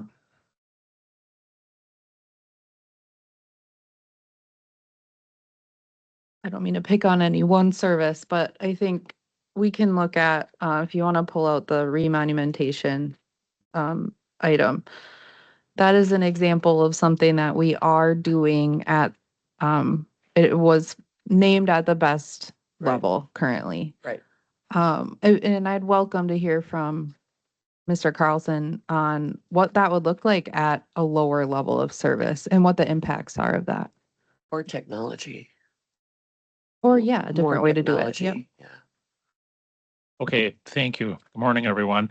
So survey remonumentation, I guess, takes several different forms. I mean, one example would be the roads that get redone. We were just talking in the intermission here about a road that was being redone in the town of Red Cedar. We have state highways, county highways, and town roads, different levels of jurisdiction. But that jurisdiction is really irrelevant when it comes to remonumentation. We have section and quarter section corners that were established back in the 1800s that now fall on those public roadways. And monuments are there for surveyors to measure to. You can't do a property survey unless you have monuments in the ground. Contradictory to what some people would think, right? We have coordinates, we have lines on a GIS map. Those lines are only as good as the monuments that are in the ground. Monuments mark corners of property, and surveyors need those for their private clients. The county needs them for any work we're doing for the county. And when monuments aren't there because they have been removed due to road construction, they have to be reset. And if the county, right now, the county is doing that work. We're not charging anybody for that. It's just part of our normal work routine. One option is we could just quit maintaining those corners. Town of Elk Mountain calls me up, says we're going to tear 8 corners out this summer. Great. I hope somebody goes and puts those back in. That'll be up to the private surveyors then, and they will have to pass that cost on to their clients, the constituents of the county. So somebody's going to be paying for it, whether we do it as a county in-house in our organization or the taxpayers are paying for that in generalized areas where those corners are getting removed. So that's one aspect of remonumentation. And of course, we have corners that don't fall within roadways. They fall on, out in a farmer's field or at a fence intersection a quarter mile from the nearest road. So that's another subset of corners we work on. Remonumentation has a lot of benefits, certainly. Corners need to be in the right place. And I guess the thought out there perhaps is that, well, if you have 10 surveyors and they're going to go out and mark a corner, they should all come up in the same spot, right? That isn't always the case. There's research that has to be done. Some surveyors do more research than others. The nice thing with the county overseeing this program is we do a thorough job of research. And I'm not saying private surveyors don't, but from my experience, I see different levels of research, sometimes not enough research or no research. And it's unfortunate when we have to go out and adopt a different corner position from one that was set in 1984 because somebody didn't do the proper research, and that affects landowners and their property rights. It's more than just the landowners, the title companies, the attorneys. So it can create a lot of confusion over ownership rights, resource rights. I guess I look at remonumentation as the foundation. So if you're building a house, you wouldn't put the roof on first or start putting the walls up unless you had a good concrete foundation and place that is going to support the roof and all the walls. And that's exactly what remonumentation is. You can't can pull up our parcel mapping right now, and we see lines going through homes and lines, parcel and property lines that aren't in the right place. Because either the parcel lines aren't tied to the remonumentation in the area, or remonumentation isn't done in that area. We don't have coordinates to map from. So I guess I'm a huge proponent of seeing the value in remonumentation and having the county do that work. Thanks. That's a good explanation. I appreciate it. I had a lot of question marks on that one. I guess just to expand on that, the county could contract that work out. Or we could, I mean, heaven forbid we reduce staff and we cut back on the work. I mean, if we're being transparent, that's an option too, right? We just wouldn't get as much work done in a year. We'd have to prioritize. Well, we've got 44 road corners this year. We're gonna do half of them. Who's gonna tell us which 21 corners or 22 corners to do this year?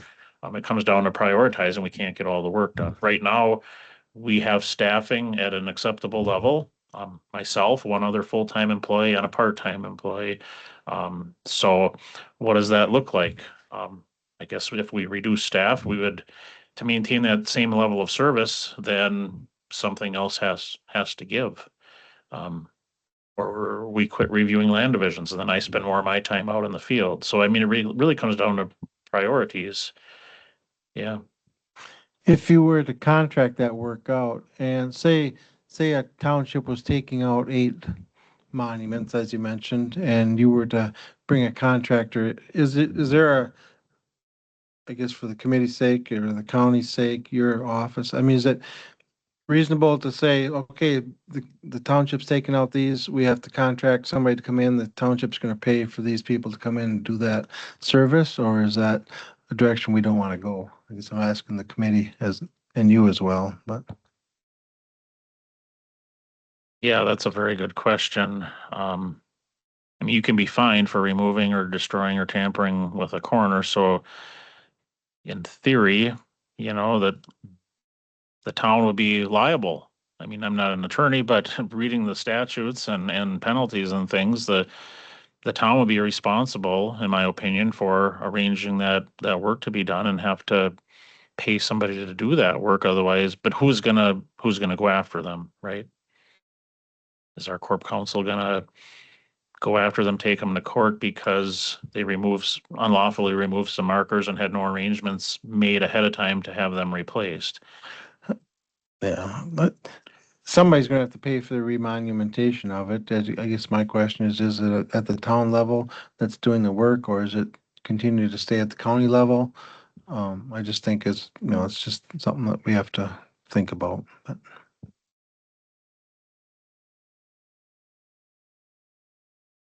I think that was good discussion. If I could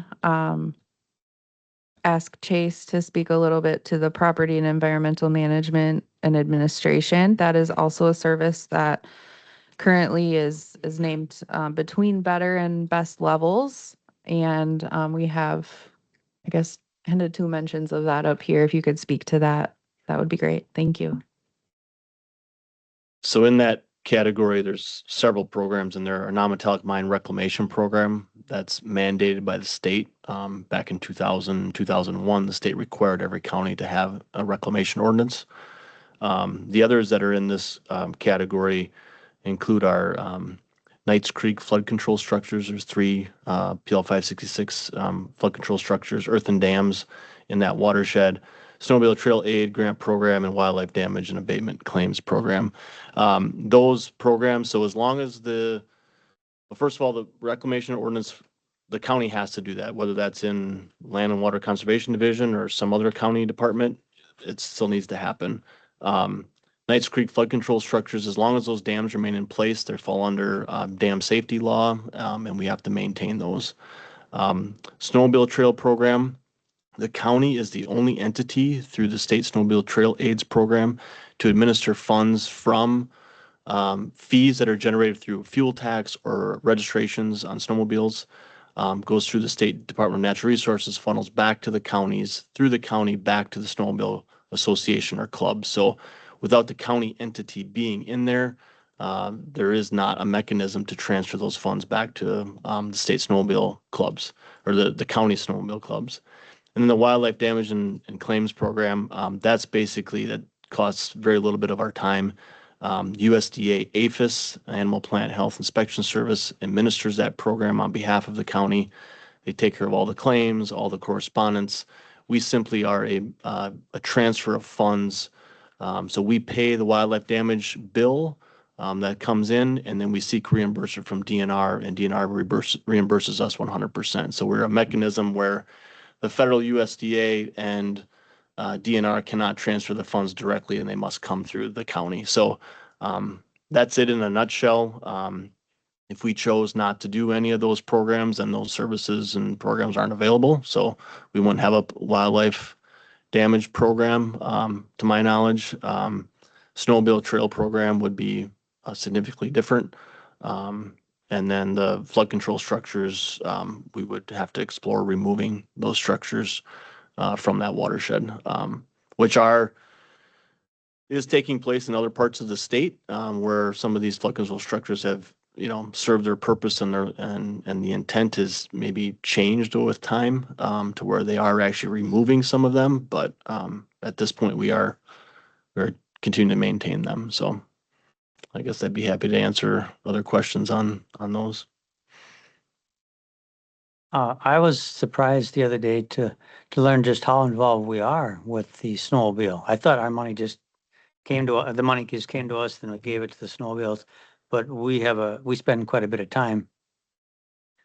Yeah, so because it's a reimbursement-based program, meaning that the county pays the clubs for the work that they do, and then we seek reimbursement.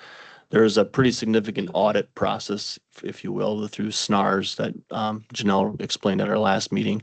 Basically, our staff, Janelle specifically, is auditing the work that's done for trail maintenance, so that it is eligible and meets the requirements that the state has set up.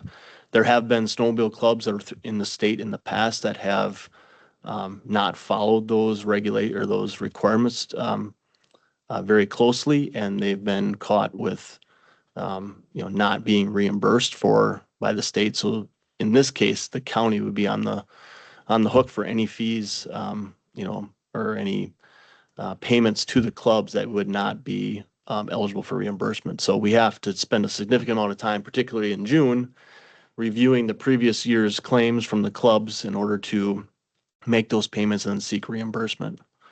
The other that I failed to mention on here is just some of the other involvement we have with other, like, parks, boat landings that we provide assistance for in the past, but then the Dunn County Islands. So I know that topic has come up in the past, but I can go into the history of why we have those islands and why I think we should keep those in public ownership. But that is a really low, significant amount of our time right now. I do intend to develop a management plan or update a management plan for those islands, to include timber harvest on it. But that is to be determined here through our land and water planning process. So.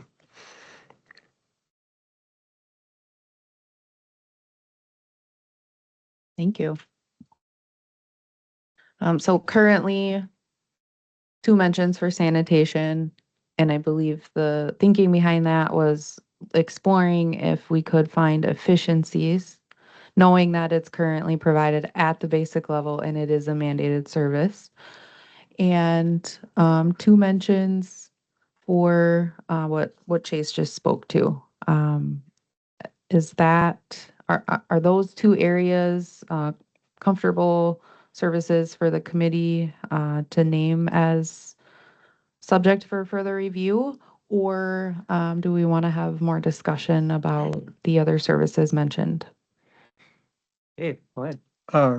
The relatively new on this committee, does everybody know that these services that are listed, exactly who they go back to and who's responsible for each one? Because I don't. And What do you mean in terms of staff? Diane, you might. In terms of staff? so zoning obviously is Tom, right? Or no? No, survey. Surveying is Tom, so that's what I'm wondering. what department who is, the department head is, not the, well, and where it falls under, so.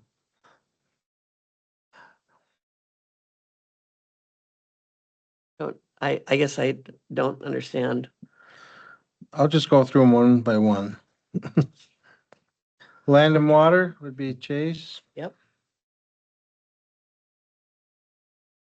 Property and environmental, Okay. real estate records, Heather Kuhn,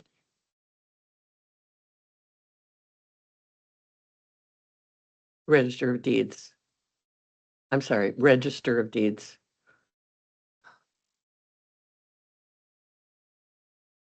vital records, Same. surveying is Tom, you got that one right. Or monumentation be Tom. County planning and community planning. Okay. Sanitation, Same. Tammy? Okay, thank you. No, you know, we keep forgetting that, so thanks for bringing those up is. Yeah, so, yeah, thanks for doing that and. Well, thanks. That's good. Keep doing it. Yeah, let's do that. Okay. So we also have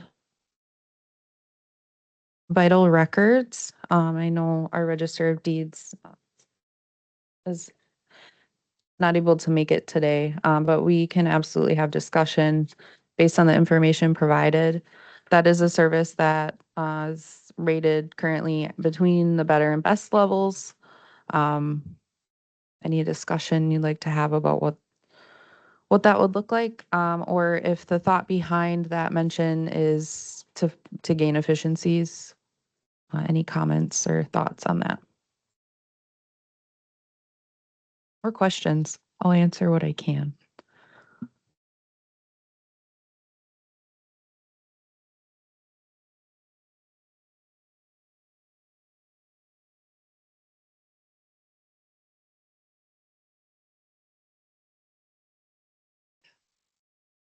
I mean, it is a mandated service. The county is going to have to continue doing this. I guess the question, I suppose, I mean, I think I think Heather's office has done a really good job uh, in utilizing technology and creating efficiency. So I guess I don't see how that one really applies or needs significant review.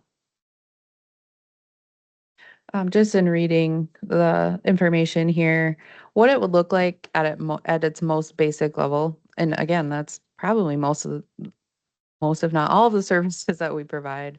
Not ideal to bring it back to that, but the impact would be longer wait times, filing delays, increased legal and compliance risks, and delayed resident access. So I think, I mean, that's true of any service, that there's going to be an impact, and not an ideal outcome. What makes this exercise so uncomfortable is kind of looking for that guidance from the committee on what you are willing to live with. It's not even what you are thinking is ideal, because I think that's true of any service. I didn't put that one down, but I'm in the minority. I know for sure in the executive committee, but I look at it and saying, okay, there's 7 people in this department or 7.5. What would happen if we cut a half of one? What would we, because so I asked those kind of questions. The same thing with this. We've got 2.5, maybe, or 2 3/4. I can't remember. What would happen if we cut a 3/4?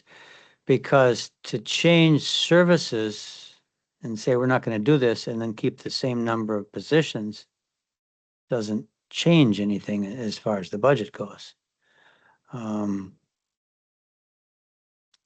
And the question you asked is, can we have a little bit slower service? That's kind of what we're deciding here. Would would that be acceptable? I know I've used them and it's really good service. You get there and you get the answer right away. You can go there, you can call, whatever. So I think they can explore. I didn't put it up there, but I think this is a situation where they can explore efficiencies, continued efficiencies. They've done a good job.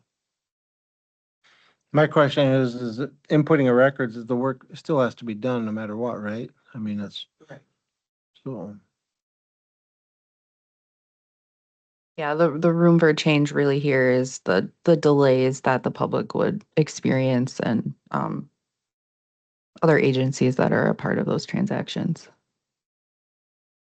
I'd be curious to know what the workflow for that office looks like. You know, is it something that they have a half or three-quarter position person? Is it to fill in those ebbs and flows, or is it somebody, I mean, is it somebody that's flexible as far as the time? If they have a lot of stuff coming in, we need your help, or is it somebody that is there no matter what for that half or three-quarter position? And there might be time when they're not doing that much. I don't know. So I I don't didn't think put that- that yeah. one down either, but it's, Yeah. so. I don't think there'd be a problem with, you don't come into the door, you ask a question, you want an answer now. I'll get back to you in 24 hours. Give them a time. I got 24 hours to get back to you, or 48 hours. You can cut that back a little bit. You don't have to have immediate answers, so.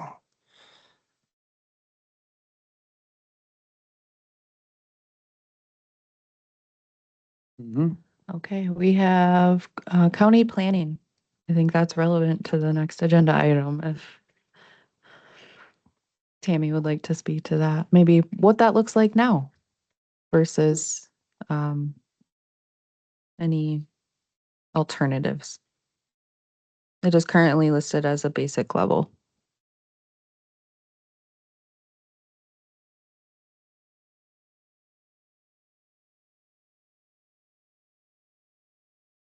I don't know if some of the committee members who have been on and have some history with the county, but you used to have a county planner as a sole position. And you had a zoning administrator, two positions. And so my take is there was already a consolidation and saying, let's make this into one position. So that's why I defined it as basic, because, trying to do both, but also to say, how do you do planning without doing zoning, right? There's a component there, but it's just beyond just a comprehensive plan. I have the outdoor recreation plan on my agenda, bike and pedestrian planning, a whole list of planning efforts to go through. Grant writing is another service that we should be doing, or building upon. Several counties are successful in bringing a lot of revenue into their county if they have a good plan that identifies those key components to actually get those grant funding. So I would argue let's try to do a better job so we can actually get those grants, get more funding for the county. So compared to adjacent counties, I think we're really falling short in that category. But we don't need to plan either. I mean, our outdoor recreation plan, our new facilities director didn't know that we even had one. So we don't want plans to be completed and go on a shelf either. So how do we make them relevant? Operational planning, strategic planning, directional planning. I can go on of things that are good things the county should be doing. But if the powers to be say, no, let's not, we're going to go on a road trip, but let's not have a plan to where we're going. Sounds like my vacation. Tammy does an absolutely superb job with not enough resources here. I think, if we're going to look at planning, we should look at expanding planning and not cutting. It doesn't make any sense at all for the county. And maybe I would add to that is that as part of the comprehensive plan project, we had interactions with all of our villages and surveyed our community villages, townships, And it was a common theme of, we could use assistance in updating our comp plan. We could use assistance in grant writing. So I do think that there's lost opportunities to make Dunn County amazing, right? The success of the village of Boyceville could be, assisted by the county by capitalizing on talent and not reinventing the wheel either. So there's services that I feel like we're not even tapping into yet and could even look at other revenue sources. What would it take to tap into those? Staff. Priority, yeah. The counties that have had success with grant writing and that, are they doing that all in-house or are they hiring outside services for the grant writing? I could definitely check into what other counties are doing. I'm gonna wear my hat from St. Croix County and say that we did that all in-house. But we definitely can contract with services like regional planning for some of that. I just know there's a lot of people, young people that are going, I've heard about into that field Right. specifically for because there's monies available and,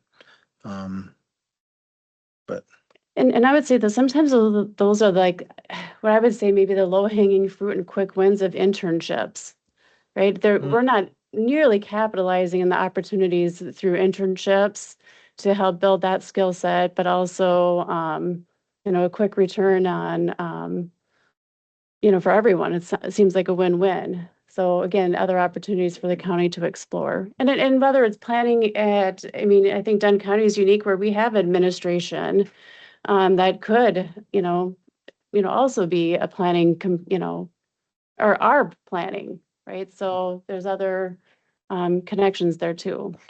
I would agree on the interns. We have 3 interns at the farm right now this summer that are just helping out with stuff and they're a great resource. But I will, in full disclosure, out of ignorance, say that I put that one up there, not understanding the full scope of what comprehensive planning is. So you can take it down, please. And I mean, I think the more of the Please, value take in it this, down. I will, is the educational component. A comment on this, I had that as a priority. And then I'm not any, yeah, but not any comment on what you have there, but I had it as a priority because I want to continue looking down the road. And if we can look ahead far enough, budget